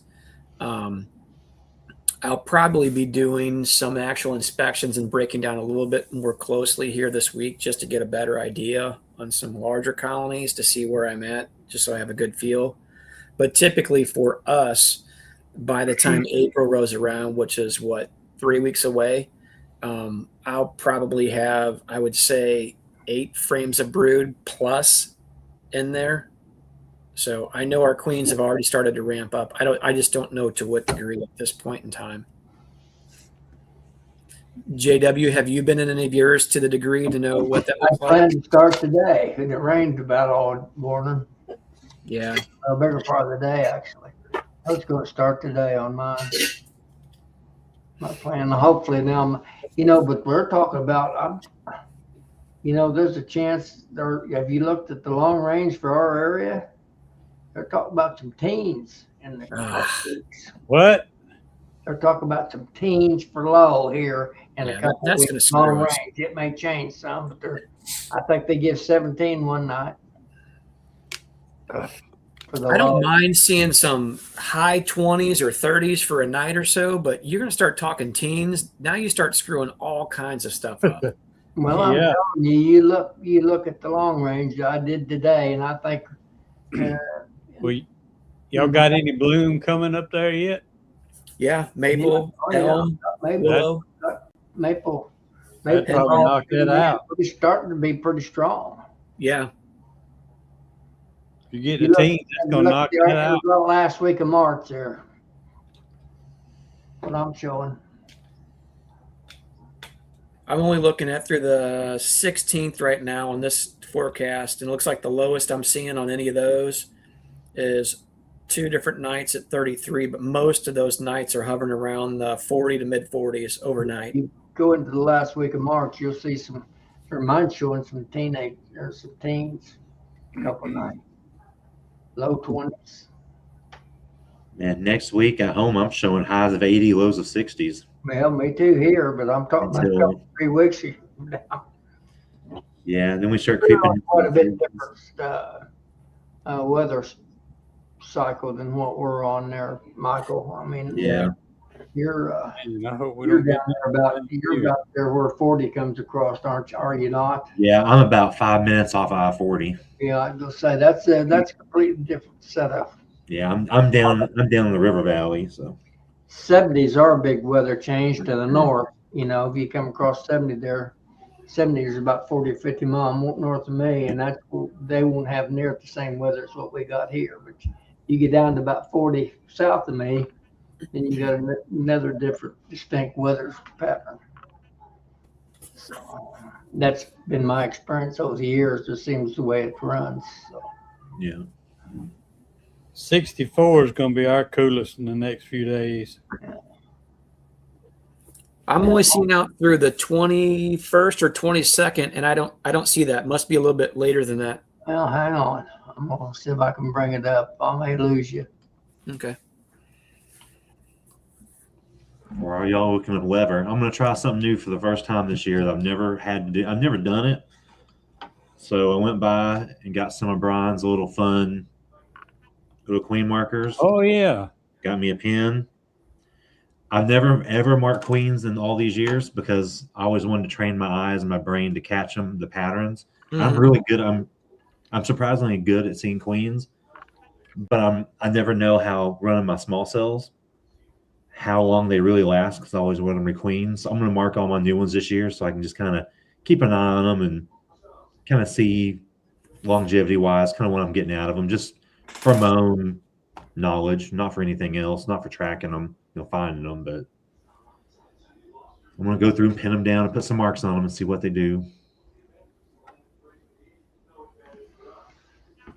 That'd That'd probably be easy. on this, I'm showing 29 for low on the 16th, and I'm showing the 14 for low on the 19th, and 27 for low on the 20th. Damn. You said on the 16th? Yep. Put my long range is showing the night for low on the 16th. Then So I'm 35 showing here Sir? on the 16th, 49 as a high, 26 as a low. Yeah, 47 and 29 is what I'm showing here. What's your other date? The 19th, I'm showing 41 for a high and a 14 for a low. Huh. I'm showing 65. I'm showing for 53 for a high and 27 for a low, and 54 for a high and 33 for low on the 21st. Okay, so the 21st shows 66 as a high and 46 as a low here. That goes second vary, and then again on the 23rd, lows in the 20s, 25th, lows in the 20s. I mean, we're going to have some not ideal conditions for bees. Yeah. If you look at that sometimes too, if it says like, well, say 29 is a low, sometimes that's only at that low is only for an hour or two or three, maybe at the most. But so I don't know. Well, if you got young splits out there, it don't take over your yard or do some pretty severe damage.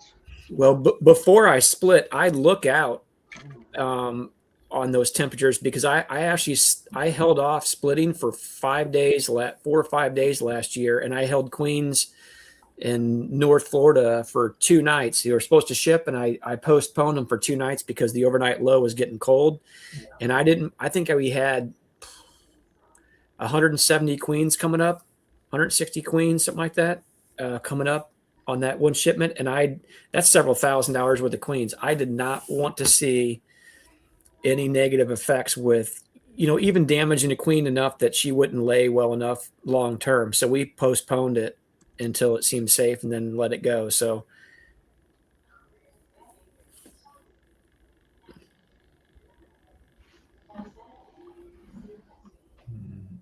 You guys got me wondering what I'm going to have. No, I happened to notice it today because I was thinking about if I started, I thought I better look at the weather. I was thinking about breaking mine down, take my feeder shims completely off, and because I've got a sizable amount of pollen that seems to be coming in right now. So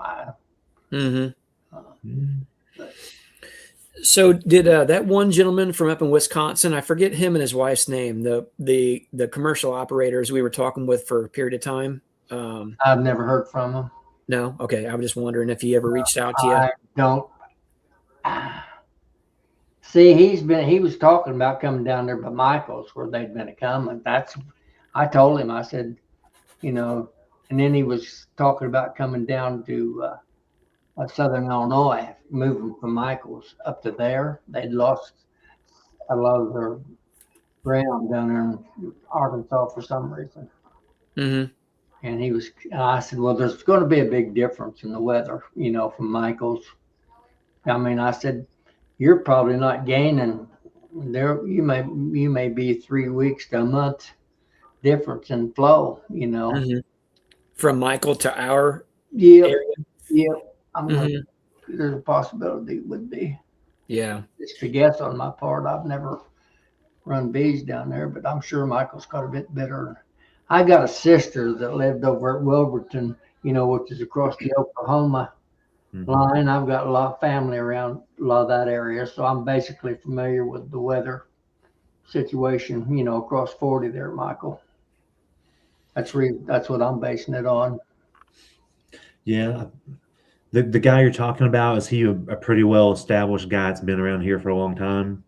Yeah, they've been down there for several years. Yeah, he's Yeah, I he's might not know who you're that talking old. about. I'd say they're in their late 30s, early 40s. Oh, okay. No, they're a lot younger than the people I was thinking of. So. And now his dad, he's taken over. His dad run bees down there for several years, I think. I can't even Oh. think what their last name is now, Tom. Do you remember? No, it escapes me right now. They were interesting folks. I liked talking to them. Pretty reasonable. Yeah, You there's a know, couple of families that are legacy beekeepers that I probably if I heard a name, I'd probably know who you're talking about. maybe Yeah. I'll reach back out to well, his name should be on the on that schedule for the Midwest because he was one of the panel speakers up there. Oh, Um, I'll take a look on my phone here and see. If I yeah, if recognize you him. have a schedule, I can't remember his name for I can. Him and his wife were both. His wife got out there and worked those bees with him. Yeah, she's seemed to know as much about as he did, actually. Yeah. She didn't seem like she was afraid to get out there and get her hands dirty and take care of what needed to be done. So did he do a workshop or just like one of just the general speakers or? General speaker, he did a panel discussion. He might have been in two different ones. I know he was in a panel discussion and there might have been something else. I didn't catch it, but JW, myself, and who else was at our table? Melissa. We talked for probably 45 minutes or better, maybe an hour. I baffled him quite profusely with my Southern line of BS. He didn't seem like a guy who took that kind of bait easily. You know, he was a smart fella. Yeah, he's a nice young fella. I'm just making conversation, hear my mouth rattle, I guess. What they call that? There's an old fella I know has a term for that. I think he calls it diarrhea mouth. Mm-hmm. Yeah. I mean, the only younger even people I see on here are like the Stearns. Tall, slim fella. Yep. I can't remember. Could tell you his name now. Yeah, the Stearns, was he on the talk with Greg and all them at the very end? That'd be Ryan Stern. He's a big commercial guy. Yeah, he was the only commercial guy that was on the panel. Yeah. Yeah, that's Ryan Stern. Ryan, that's it. Ryan. Yeah, Ryan. Yeah, his first name was Ryan. Now you got that part right. Yeah, it's a Stern. Stern. I don't. Yeah, he's like a third generation beekeeper, I think. Yeah. Third or fourth. Yeah. They've been doing it a long time. They'd been coming down there for several years, but for some reason they decided they need to either move away from that area or. It's so hit and miss in our area. It's the weather patterns have been changing over about the last 10 years. Yeah. So we used to be prime, like tornado alley target range. I remember growing up as a kid during storm season in March, you were up to midnight watching the radar every night. Yeah. You know, for that. Nowadays, if you have to do that one night every 2 or 3 weeks, that's everything's shifted to the east. And our flows, we're starting to get what Oklahoma used to have in terms of dry weather. Mm-hmm. That like Oklahoma panhandle, the higher heat and dry early has kind of shifted over to us now, where we used to see like in August, we'd get maybe 2 weeks in like the 105s, and that would be like the hottest part of the year. Now we're hitting like 110s around the 4th of July, and it's lasting all summer long. Like right now, I saw a thing the other day that said that we need 11 to 13 inches of rain in the next 2 months to just try to get out of drought stage. So everything's running hotter and drier, and it's just getting harder for those guys to keep bees down here. JW, I found him on Facebook. Him and his wife, Ryan and Sarah Stern. Yeah. Stern? Yeah. Sarah Stern, Stern. Yep. That's him. He only has. Folks, but I haven't heard from him. You know. Yeah. They've I didn't know really if you cut back reached their out to me. operations. The last couple of years, they've really ramped their numbers way back. Yeah. Compared to what they used to run, all the family. Well, they'd cut way back too. Yeah. I think they was down to around like 200, which they used to be over 1,000. They told me so. Oh yeah, they used to run in the Said there was thousands easy. making no money with it. That's what the problem was. Spending it all with a bunch of inexperienced workers that probably didn't want to show up, honestly. Not to be derogatory, but I'm sure that was we had a lot of conversation about that specifically. Well, my commercial buddy outside Little Rock, he brings in H2 workers every year. The same guy, the same group. There's 3 of them he brings in. And his 2 guys and the 3 of them pretty much do well over 1,200-1,300 hives and send them to almonds and everything just themselves. Mm-hmm. Well, I'll tell you what, those folks in Central America, they'll work. Right. You can't. I mean, they're beekeepers down there, so they just come up here in the off season. Yep. So I have a lot of buddies that own landscape companies up here, and it's the same thing. It's not H2A, it's H2B. It's basically the people that do construction and stuff as opposed to agriculture. But the one thing I can tell you with having in-depth conversations, we do lunches with these guys all the time and just kind of share different things and stuff like that back and forth. But these guys will tell you, if you're going to bring them up here, you better keep them busy, not 5 days a week, not 6 days a week, but 7 days a week. Mm-hmm. Basically from sun up to sundown. They're like, if you don't keep these guys busy, they'll find work elsewhere. They want to come up here and work. They want to better themselves. So he goes, we work 7 days a week throughout the entire season that they're up here. Typically there's a couple of holidays I think that they take off for, but most of the time it's just 7 days a week straight through. Some of his guys, my buddy's guys, they actually bring their wives and their kids up. That helps keep them out of trouble in town because the wives are there to make sure they get up and moving and doing what they're supposed to do too. Yeah. Keeps them from partying. There's a large commercial outfit landscaping company that's around here that he does the same thing. He actually brings, and the kids come up too, and he has a whole bunch of housing that he has bought and then rents it out to them for the time that they're up here. And like you said, the families will be up here. And what he does is typically the wives do a lot of the bed maintenance stuff on the flower beds. Like they'll do some of the flower plantings. They'll do some of the weeding and different tasks and stuff like that, where the men are out on some of the landscaping production sites and then lawn care type stuff, production sites. And he said it works out really well because then, like you said, you can keep everybody kind of corralled in. It's not a bunch of guys getting in trouble on the Friday night or Saturday night for a couple hours. So yeah, he keeps like double wide trailers for housing for them, and he has vehicles they can use. So if they want to run into town and do stuff, they can come and do the running. And I know I've got some neighbors that's big time dairy people. They milk about 3,000, 4,000 head of milk cows all the time, and they're all using most of them are Hondurans, Central Americans. And all these big dairies in this part of the country, between here and St. Louis, Tom, that's what they've all got Central American employees. They said Yeah. I know that they'll even use 4 hours a day. This, my neighbors do up there. Yeah.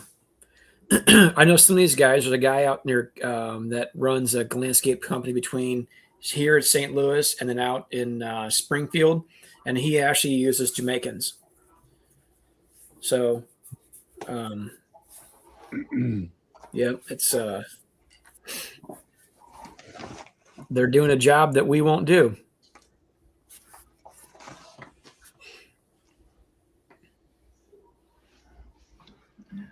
Well, don't like to do. I ain't saying I wouldn't. But if you're hungry enough, you'll do whatever's necessary. That's right. Yep. Hey, Castle Hives has got a good comment up there at 842. Yeah, I posted it. Oh, yeah. I'm sorry. I didn't see it. A whole 7 hours a week. Yeah.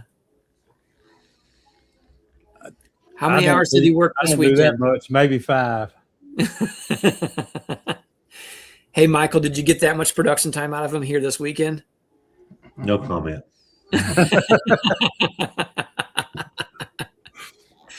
For the crowd, that's a nice way to say no. No comment. Yeah, I know what that means. He may have worked 14, but I can't admit to it because then I'll owe him for 7 more hours. Yeah. So Oh, I see where you're going with that. I no got you. comment. Okay, I got you. You know, if JW evaluates it, he may only call 1 hour, but we'll just be nice and just say no comment and let it lie. So what you did is you took his watch and his phone, so he had no clue how many hours he was working. I got you. Okay. Well, all I could tell you could probably do better. Oh boy, you hear that, Brian? He's throwing rocks at us, man. That's Well, the way I used to work, that prison had cameras on every corner. So I used to go from one end to the other and make sure I was on every camera I've got one of those. every day. I've got one of those prison rats out there at the farm, and he might as well put it in the Wall Street Journal. Everything that goes on, because he's going to post it. Yep. He had some fun stories, though. I know that when I was talking to him. Anything to aggravate the old man, chip off the old block, I guess. Yep. Takes after his mother. Yeah. She might have something different to say about that.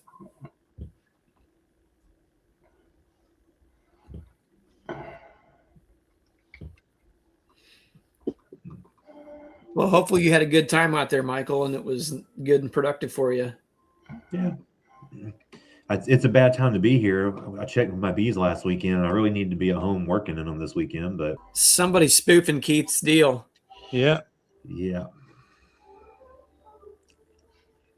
Anyway, I checked bees last weekend before I left to get them all set up, and most of mine had minimum of 6 or 7 deeps capped corner to corner ready to pop. So I gave them all some mediums just to give them some space, but I need to get in them when I get back home. And looking at the temperatures, 30-day forecast is saying I might have 2 nights in the 30s.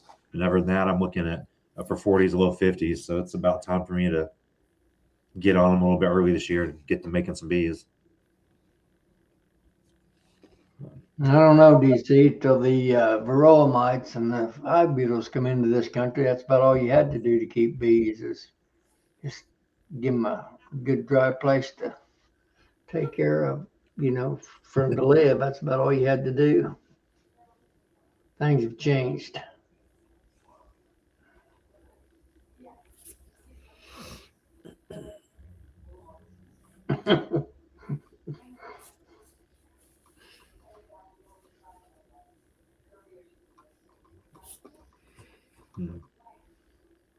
Keith cut off his ponytail.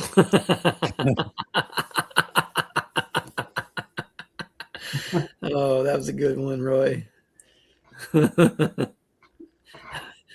How did he get that picture? Yeah, Keith don't even know he was highlighted tonight. No. Is he still in here? I didn't see him for a minute. Uh-uh. If he goes back and watches it, he'll figure it out.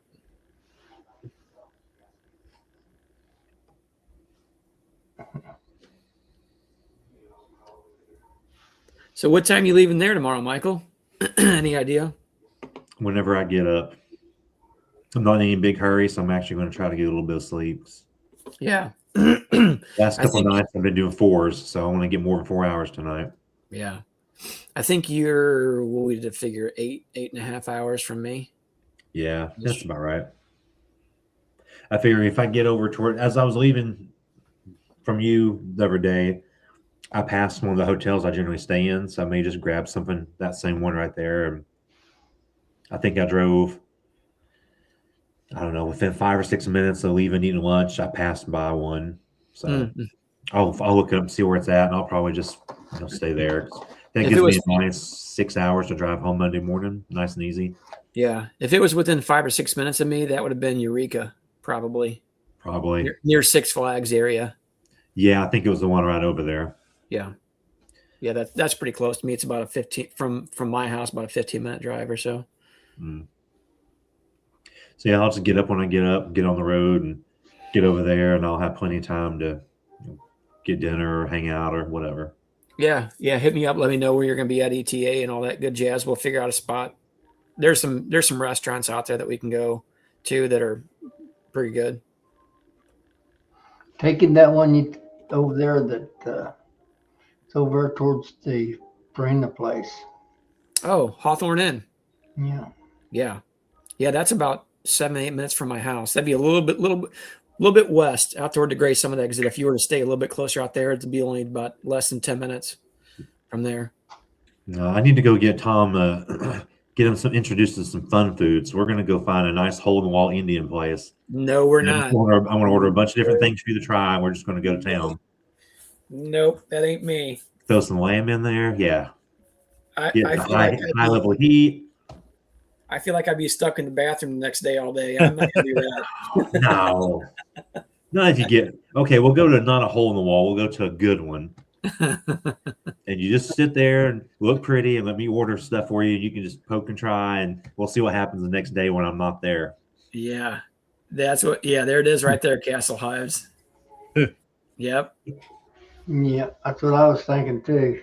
I'm not sure about that. I can do an automatic about. I'm not too hard to please when it comes to food, but I can do an automatic about face when it comes to that curry smell. Mhm. I say you don't have to eat curry. You can do tandoori's and things, but yeah, you're still going to have that smell spice thing. I'll tell you what, if somebody's cooking curry, you can smell that a mile away. I can. Yeah. It's unmistakable. I like to cook Indian from scratch at home. So yeah, once I do it, my house smells like it for about 3 days. Oh yeah. And it's awesome. I love it. You love it, eh? I go to work and I'll take lunch to work, leftovers, and I microwave it in the office in my microwave, and I just bomb the whole office with it. It's great. Boy, They all know where it came from. They can't do anything about it. if I was your dad, I'd fire you if that came out.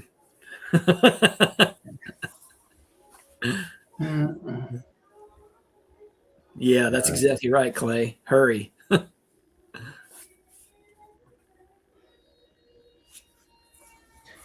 No, he knows if he gets rid of me, then he's got to do it. So I'm not going anywhere. He's smart enough. He'll lose his privilege and be able to hang out in his office and fall asleep 10 times a day.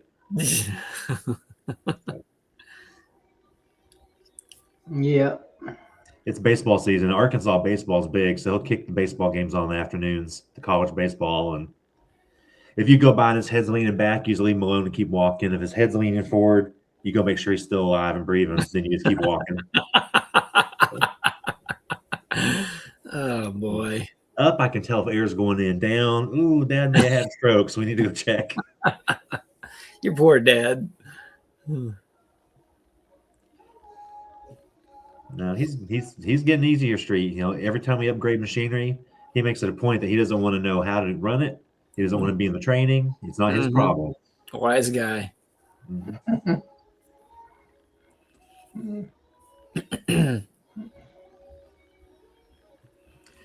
Tikka masala is better. I like lamb vindaloo, so. But I can go vegetarian and eat straight vegetarian Indian too. I mean, that's fine. Hey, Brian has a really good comment down here. I mean, that's a pretty reasonable question. Let's see. If you do it right, it's some of the best stuff you can eat. So, but you have to be able to do it well. Bad Indian is really bad. But good Indians is as good as anything else I've ever had. You know, when we were in Louisville, JW took us to a place. Just a few of us were there. Took us to a place that was actually pretty good. Which sometimes, you know, he said buffet, and I'm like, I'm not sure about the buffets. I'm a little weary about any type of buffet. But to be honest with you, it was actually pretty good. It was kind of low key because some of these other places we were trying to hit were absolutely jam packed out the door. So we scurried down the road and found something that was a little bit better. So that place wasn't bad. I'd go back. Do you guys have any good German places up in your area? I'm a German fiend. So yeah, we would have to go across the Missouri River. From me, it'd be about 35 minutes. A couple small German towns out there, but I don't know on a Sunday night. They may not be open late, you know? Yeah. It's a small town. They're probably closing up pretty early on a Sunday.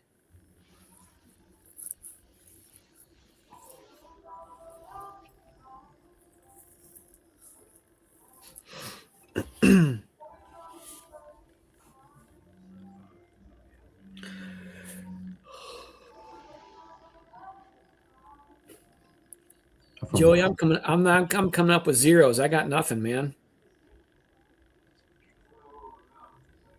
Property boards. I'm out in the country, so I can put my Joey's hives pretty bored. far. He's got his mic shut off. Now you're there, though, buddy. Now we can hear you, whatever you said. I said it's almost closing time anyway. Mhm. Yeah, not much going on. There wasn't.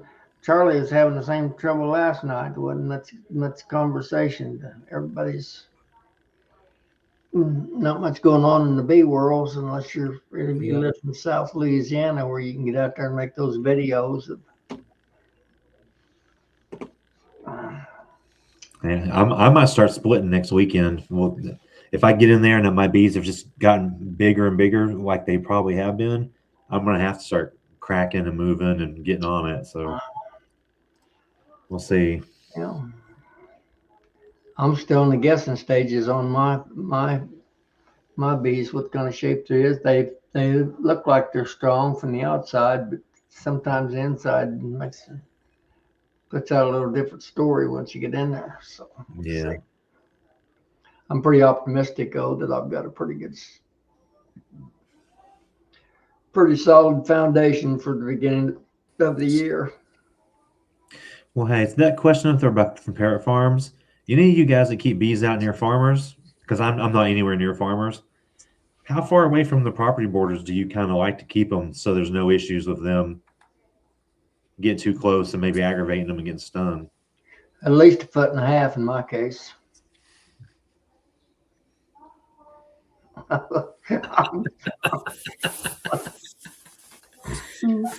That's coming from a guy who always is trying to get reactions out of people. Okay. Yeah. Ain't that right, Matt? Oh yeah, that's favorite pastime. I pick up on it. So good example of who we want to be. Sometimes I feel like in his younger days, Matt, he'd be that guy that go with you to a bar and he'd stir up a hornet's nest and walk out the back door and leave you in there to get the fallout, you know? I think we all can imagine what JW would be like, you know. I know what he's like now, so we can only imagine.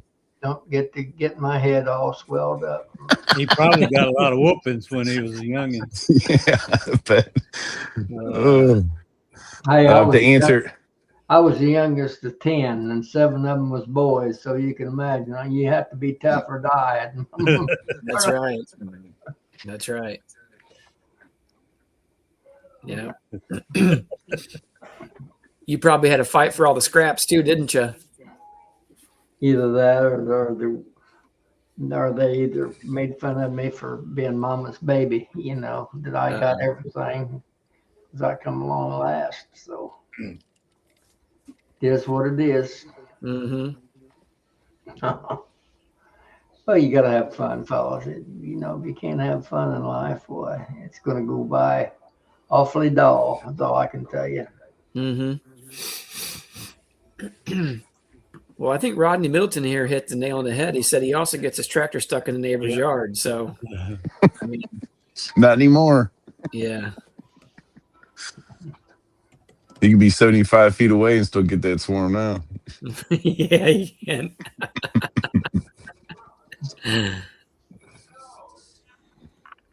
To answer Parrot Farm, I saw that on the chat right when I popped in about having hives next to houses or properties. I know it kind of just depends on how you're keeping your bees and, if you're open feeding, and every situation is going to be different. But our home yard is within 75 yards of a home with kids, and they have a trampoline, and one of them zips around the woods and the trails on his 4-wheeler. And so I have to be cautious there, but we have up to 100 hives at that location when we're building nukes for the spring. So anything's possible, but it's all, you would just have to know what's around you for sure. Mm-hmm. And for the record, my bees were there before they built, but I don't plan on moving them. So I'm just, playing it safe.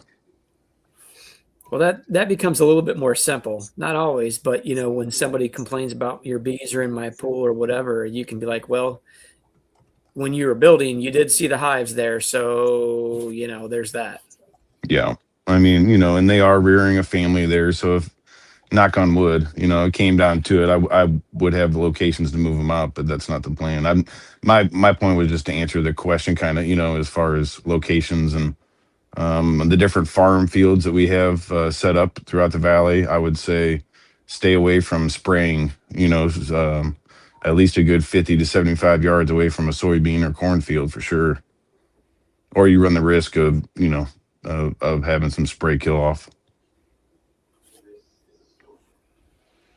Well, that It all depends depends. on the farmer. If you're leasing ground, most of them's pretty considerate. Yeah. I mean, it's the same percentage of bad folks, so to speak, as anything else. 90% of your rural farm area people are pretty accommodating. Yeah. Unless you give them a reason not to be. So Yeah. I I think it don't. depends on what gear they're spraying in, too, and kind of the wind and all that, if they're paying attention to the details. But Well, I don't know that I've lost over the last. I'm going to say 15 years. I don't know that I've lost 15 hives to chemical. A few hives. If they're, if it's from, from chemical poison. I mean, real mhm. quick. And then maybe one colony out of 10 or 15 or 20, is the only ones. They have to be in there at the right time. Most of that chemical within an hour is safe to. I mean, they make it that way. Once it gets pretty well dry, it won't harm the bees, even if it's an insecticide. The majority of it, Mhm. they have to be on. It has to be. They have to be there when it's actually still wet from the, from the, from the sprayer, so to speak. Hey, Bartnick Farm, is that you, Jason? Yeah, I believe so. Okay. We have 2 buckets on our everything bee vac. You can switch the head off and go to the other one. I would say when it's hot out, definitely keep those bees in the shade. Don't put them in any kind of sun. I've put as many as 10 pounds of bees in one of those buckets one time, but I also immediately when we're done, I spray water on the top of it, shake them down, spray water on the top of it so they have water, and then I put them inside the truck with us and have the screen insert on there, and we push turn the AC on max cold and blow the vent right into them. And every once in a while, I'll spray a little bit of water on them. But like Joey said, it's always better to have 2 buckets.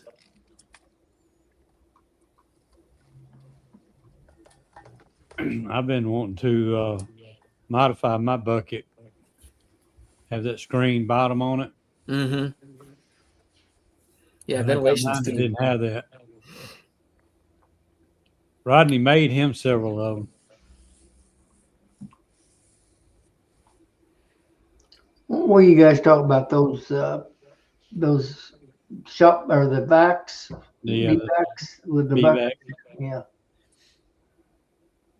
They can get hot in those buckets if you're not careful. Oh yeah. Got to keep that airflow going. I got to Colorado, so I've never had any trouble with them, but I try not to use them anymore unless I have to. Yeah. Well, we have the Colorado BVAC too, and I've used it a handful of times. And honestly, I don't think I've used that in the last 2 years. I got a homemade one similar to what Jeff Harchoff has. Mm-hmm. I hadn't used it since I got my bucket, my everything BVAC. Probably won't. That's my thought. I keep the other one around, but honestly, I never pulled out to use it, so I don't know what good it does me sitting inside the container. So the thing works well and it's a good design. The only, I'd say, quote unquote downfall, if you want to look at it as that, is it has to be plugged into a 110 source, and I don't want to have to worry about Yeah. it. Guess Battery what? life is so My convenient. storm catcher's got a 110 source on it, on the bucket. It's also got AC and power lift. Oh yeah, that old guy. I'll tell you And what. a Kubota diesel engine on it with four-wheel drive. Hey Matt, don't tell him, but I think next time we go over there, when it gets to be swarm season, I'm going to flatten one of those tires on that thing for him. Oh boy, Dump some water in the tank, maybe. he's got Yeah. cameras on that place now. I know, right? You're in for a big surprise, old buddy. Uh-oh. Them's got almost solid fluid in the tires. Yeah, I bet those are probably 16 ply tires or better. Yeah, you go have trouble knocking a hole in them, I can tell you that. Yeah. You got that, I don't forgot what it's called now. That hard stuff in the tire. where it Mhm. won't bounce. Foam filled? Yeah, it's kind of like foam. It's hard and heavy. So they used to calcium fill them, and now I don't think they do that too much anymore. They just foam fill them. Boat beet juice is what we use for weight Mm-hmm. in the farm communities. We changed tires on their man lift, and they wouldn't let us get them refilled with that stuff, and the old thing would bounce. You put that bucket up there, and it bounced like this on that rubber. Yeah, Mhm. I started to tell my boss, you need to get in there with me when we up there on 30 foot high. no, it's not good stuff. It hangs up. You can't drive over about 5 miles an hour with it. You'll jump clear off the road. Not with one I've got now, but them old ones was that. Ours was a JLG. Yeah, Drive it from the basket. that's what I've got. That's a Swarm Catcher Deluxe, right, Matt? Yeah. Well, if it's It- like this now, it won't be because you can't get it there. It's too heavy. Have it stuck. I was going to ask when you're going to buy a semi. Don't need to. Well, to bring it over to Matt and I's neck of the woods. That's what I was thinking, right, Matt? We get a place to park it. Oh yeah. Hey, was it park it right where the sawmill was? Yeah, just I moved the sawmill out, just back that semi right in. Alicia will love that. Don't tell Sandy that; she'll get all wound up on you. Oh yeah, she'll love it.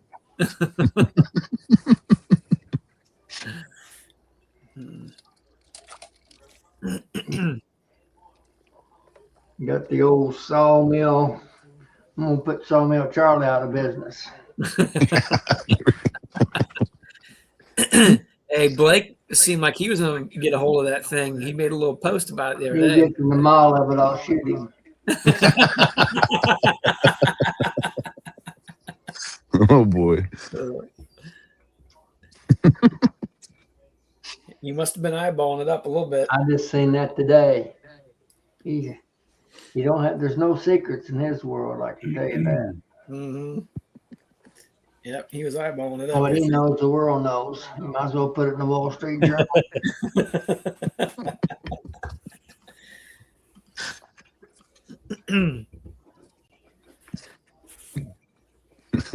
Well, what's new, Matt? We've run out of ideas. Not a whole lot. I went over and helped Nate Biggs out today, work his hives. He asked for help, getting in early season just to kind of see what they looked like. Mm-hmm. He got frustrated. Those 12 hives, I think he made maybe a bucket and a half of honey we extracted here last year for him. Yeah. So he wants to dial in. He's got a nice order in with us to get some woodenware and nuke boxes and, really build up. So we just went into his hives. We got into all 12 of them, and one of them didn't have a viable queen. So we combined her, and those assets with the weakest one that we came across. But, for the most part, just helped him out and just went through his bees and kind of let him see the early developing nest, which I think was good for him to see where they'll be as of today, and then where they'll be in several weeks, when the weather gets nicer and he can get into them. Yeah. That's one of the hardest things I had to gauge getting into bees is knowing what that frame of brood or 2 or 3 or 4 frames of brood would turn into in a given time. That's such a learning curve for a new beekeeper to realize the explosive potential for a hive of bees, and how to judge accordingly, prior to the flow and when you're in the flow and all that. So Yeah. That's just right. trying to help out, that was something that would have helped me, in my first year or so for sure to have helped, had someone come and help me for the first inspection. So Mm-hmm. How many did you guys count any brood frames in his colonies? yeah, he hadn't fed any pollen sub, and again, he's not selling nukes. He's really just trying to produce some honey and keep his numbers about 15 or so. Yeah. So as a comparison, my bees half an hour away were probably double the size, as far as brood. And Yeah. I only fed half a pound of pollen sub, inside the hive. Yep. Same. So Right. it's just location can be a big difference, but he probably averaged 2 to 3 frames of brood in a double deep. Most of all of his bees were in the top box. Almost Okay. almost every hive was in the top, and nothing was laying in the bottom at all. I mean, it was just a pass through. So So they've eaten a lot of what they had stored and pushed up in the top then. yeah. So Yeah. his top boxes were they were deeps in 8s and 10 frames. So they were still 40 or 50 pounds. They weren't where you'd want them to go into winter, but they weren't by any means needing to have fondant thrown right on them, by any means. So they were looking good, and he'd fed fondant, throughout the winter too. So um, their food reserves never did run out for them. So they had something to get into and start brooding. So they're on their way up for sure. Yeah. So you're noticing yourself 5 to 6 frames of brood. Yeah, on average. And again, Yeah.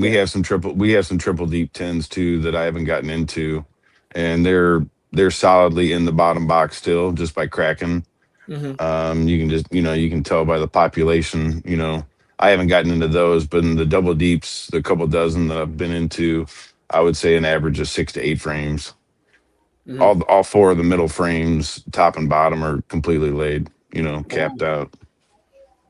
Yeah. And honestly, she's relaying probably the first major round that's already hatched. You can Okay. see the relaying in the center where they've hatched out. So she's on round 2 then, basically. Yeah, yeah. Okay. Well, So it give me a gauge because I really don't know how many frames of brood I have in any colonies. I did a quick check on some to see if there was eggs or any kind of brood in there, and as soon as I seen it, I closed them back up, and that was hmm a week ago or so. Um, yep, so I was just kind of holding off to really break down into it. I was just really checking food stores, and I put some pollen patties on just to knowing that we had all this week or week and a half worth of rain coming in, and they might stall out. I just wanted to keep them on the momentum going forward. yeah, yep. It's awesome to see them establishing that. Just the whole periphery of the nest itself is expanding. And that's just an awesome thing to see where they're putting a pollen. How much of the food frames, if there's any empty comb, if there's any bad comb that needs to come out and it's not occupied, get it the heck out of the box and replace it. Yeah. Good time to do all that stuff. So it was nice. In helping others, I always find some way to learn something too. Because obviously I'm newer at it myself. This is really our third main season, if you want to call it that, and Mm-hmm. that's.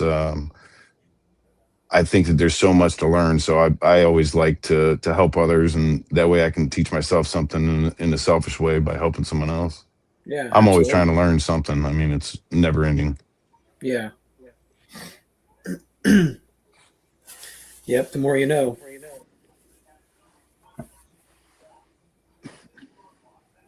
Tom, I'm going to send you a picture of what it looks like down in our area. So I've got, I'm averaging 6 to 8 frames of deeps, and they're on their second round of laying up the centers. Mm-hmm. Instead of having to send this to myself from my phone, I'm just going to shoot it to you. So you can see kind of what the difference is, just driven down a little bit towards me. No walking drones, but a fair amount of drone brood. Some of the feeder shims, the insulated boxes or the insulated shims we have on top are getting pretty full of comb, to give you an idea. So they're pulling comb off of the maple. Yeah, you can definitely tell how that center's all hatched out and that's relayed Yeah. out there. You can Yeah. definitely, you were probably able to see down there what you can't tell. I bet you that center's already laid back up. Now that's Michael's picture right there. Yeah, I'm averaging about 6 to 8 of those. I haven't fed pollen or anything. It's just everything's blooming so early. They're just ramping up and going. Now, when people ask what kind of brood frames you count, like when you're leaving behind, now, and I'm sure that center's laid up. That's what you consider a quote unquote brood frame. So like when I'm leaving brood frames behind, I'm leaving 4 of them back and I pull everything else out. And that's both sides of that. So when you look at it like this, one of those frames of brood, once all those bees hatch out and actually start walking on comb, that translates to about 2, maybe 2.5 frames of bees actually walking on the comb. So if you think of, 4 frames, you're at about 10, you're about a full box of bees completely walking on the comb. Well, see, like that picture, those are my small cells that I run. So those have an extra 1,500 a frame too. Okay. So I've got 6 to 8 frames like that with an additional 1,500 cells, more than a standard on top of it. Okay. I didn't even think about that. And I was So just mine are really packed right now. Yeah. So Michael, let me ask you this. What do you think? So if I was to, if I got a couple small cells from you just for giggles, and I put them in the same box as some that are a quote unquote standard cell, would there be any negative? Would there be any negative side to that? No, you just have 2 different size workers. That's all. You can just use standard size queens and they lay in them just fine. So as I'm getting stuff drawn out, I've got some hives that are a mix of small, my standard, and regular wax foundation that's 5, 6, 7 years old, all intermixed. You just have different sizes of bees all mixed throughout them, but it doesn't hurt anything. Mm-hmm. It's easier to get them drawn that way. You can just drop them in between what you already have and get them. Well, if you had 1 or 2 of those frames, drop them with me, and I'll throw them in a colony. And when we go to take them to the Missouri Bee Day, people can look at that and they can see for themselves. I've got some of those left over, so yeah, you can just take whatever you want. Well, I don't need much. 1 or 2 is fine. I can just throw them in a colony and let them, and people can see for themselves. That's one of the classes that we have to teach is called a frame reading class. So that would be a good colony to go in to look at that. And then what I could probably do is tell people, say, if you really want to know some of the ins and outs of a small cell, visit you, and then you can enlighten them as far as that goes. I don't really have any experience, so I would not be a good teacher for that. But I'll tell you, if you're grafting, grafting small cell is harder because the cell's smaller. Yeah. So when I would do it, I wouldn't use a Chinese grafting tool. I use one of those stainless steel German tools that would kind of go down. It's got a little flat spot, and that would give me more room to work in those smaller cells. So what about the master grafting tool? Because the master grafter has that very, very thin tube with the little tongue that goes through it. So that's the reason Melissa and I use the master grafter, because I've never used one of those. No, that has a very, very, it's not very intrusive. Whereas you use the Chinese, once you stick it down in there, you're kind of going by feel or muscle memory on that. And I couldn't, I'm sure you could get the hang of it, but it was difficult for me. So I liked the master grafting tool because, again, it's unintrusive as far as that goes. So I've used the Chinese tool. I prefer the German tool, and I've used the JZBZ tool, which is kind of like a plastic version of a German tool. It's similar. And I personally have always had better luck with the German for the way I do it with my hands. It's just the way I do it. But like in the small cell, the Chinese tools, there's not as much room to get it down and get it to roll under, and it's just a pain. I mean, I wouldn't even try it if you're going that size route. So the German tool kind of has that appearance of basically like it looks like a dental pick with like a little bend and a flat end on it. Yep, that's what I was just going to say. Yeah, I've never used one, so I have no experience whatsoever. The Chinese ones, you got to buy a whole pack just to find one good one, right? Yeah. The German one has 2 different ends. So one end has a longer flat scoop to it, and one has a real short one. Mhm. And I actually like the end that has the really short one on it. But it takes some practice because it's real easy to flip them over if you're using the short end. But it gives you more room to work. So it's just a matter of getting used to the technique. Mm-hmm. And I might, I'm messing around with stuff this year. I might start grafting a little bit just to play. I was thinking about putting using my defenders Mhm. to put a queen on those and let her lay those up, and I would know exactly how old those eggs in that frame are. And I've only got half the frame to deal with, so I can hold it right in front of me and hold it really well and graft right out of it, just to get the timing down on it a little better.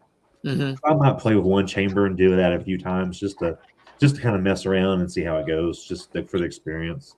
Sure.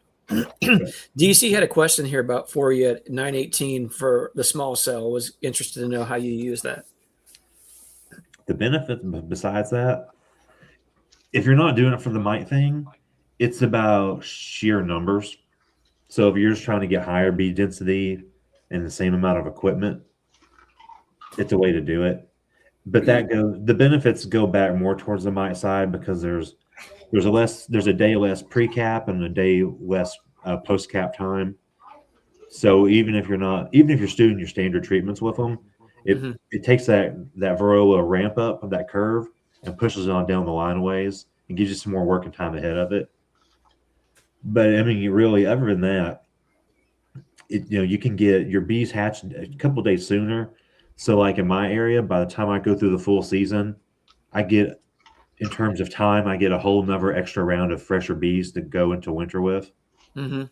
And then making your queens hatch a couple days sooner because they're a little bit smaller. So you can crank more of them out over a season. The Nikon? Used it 1 year and put it on the shelf. I've never used one of those. It worked pretty good, but I started hearing a lot of horror stories about the bees moving the eggs. So I didn't bother with it no more. Yeah. I don't even use JZBZ cups. I've got a little silicone mold I bought from Blue Sky years ago where I pour wax in and make my own wax cups. And I wax them to little pieces of little square cedar wood I made. And I just do all my stuff on wax when I do it. I make them, put them in a hive, get them all polished. Then I go back and do my grafting and drop them in those in my bars.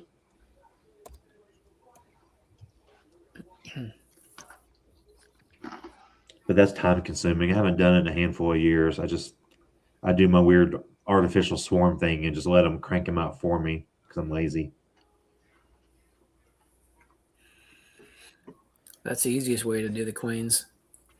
I mean, I can pop, I get 30, 40 a cell, or 30 or 40 a frame, and I can just go cut happy with them. And I can put 3 of them in every single nuke, and I know one of those 3 is going to hatch no matter what I do to them. So, timing wise, at work it's simpler for me. It's not the best way to do it, but it works. Yeah. Yeah, DC, just basically brood per frame and time. A lot of the benefits, if you do it in the right system, go back more towards mite stuff. So if you're not interested in that, it's just really just a sheer numbers game. And if you're not interested in the numbers, then there's really no point to even bother with it. Just keep on doing normal way.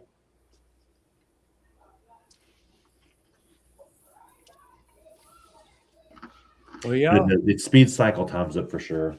So. I think I'm gonna go ahead and close the chat down. I was thinking to say we're dropping off. Now we're picking back up.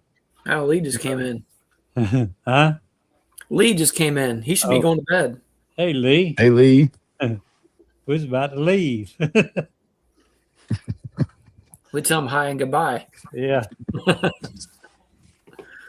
Ain't that like button? Lee, you can come in the after chat, buddy. Yep. I think JW needs some more of that Death Wish coffee. I could use me a big cup of coffee right now. It's been about 12 hours since I had a good cup. I think I'm going to go ahead and close it down. Anybody wants to come in the after chat, you need to go ahead and hit that link. Appreciate everybody coming in. Ripple Effect still in here. Appreciate the super chat. We'll see y'all later. Good night, y'all. Right. Good night.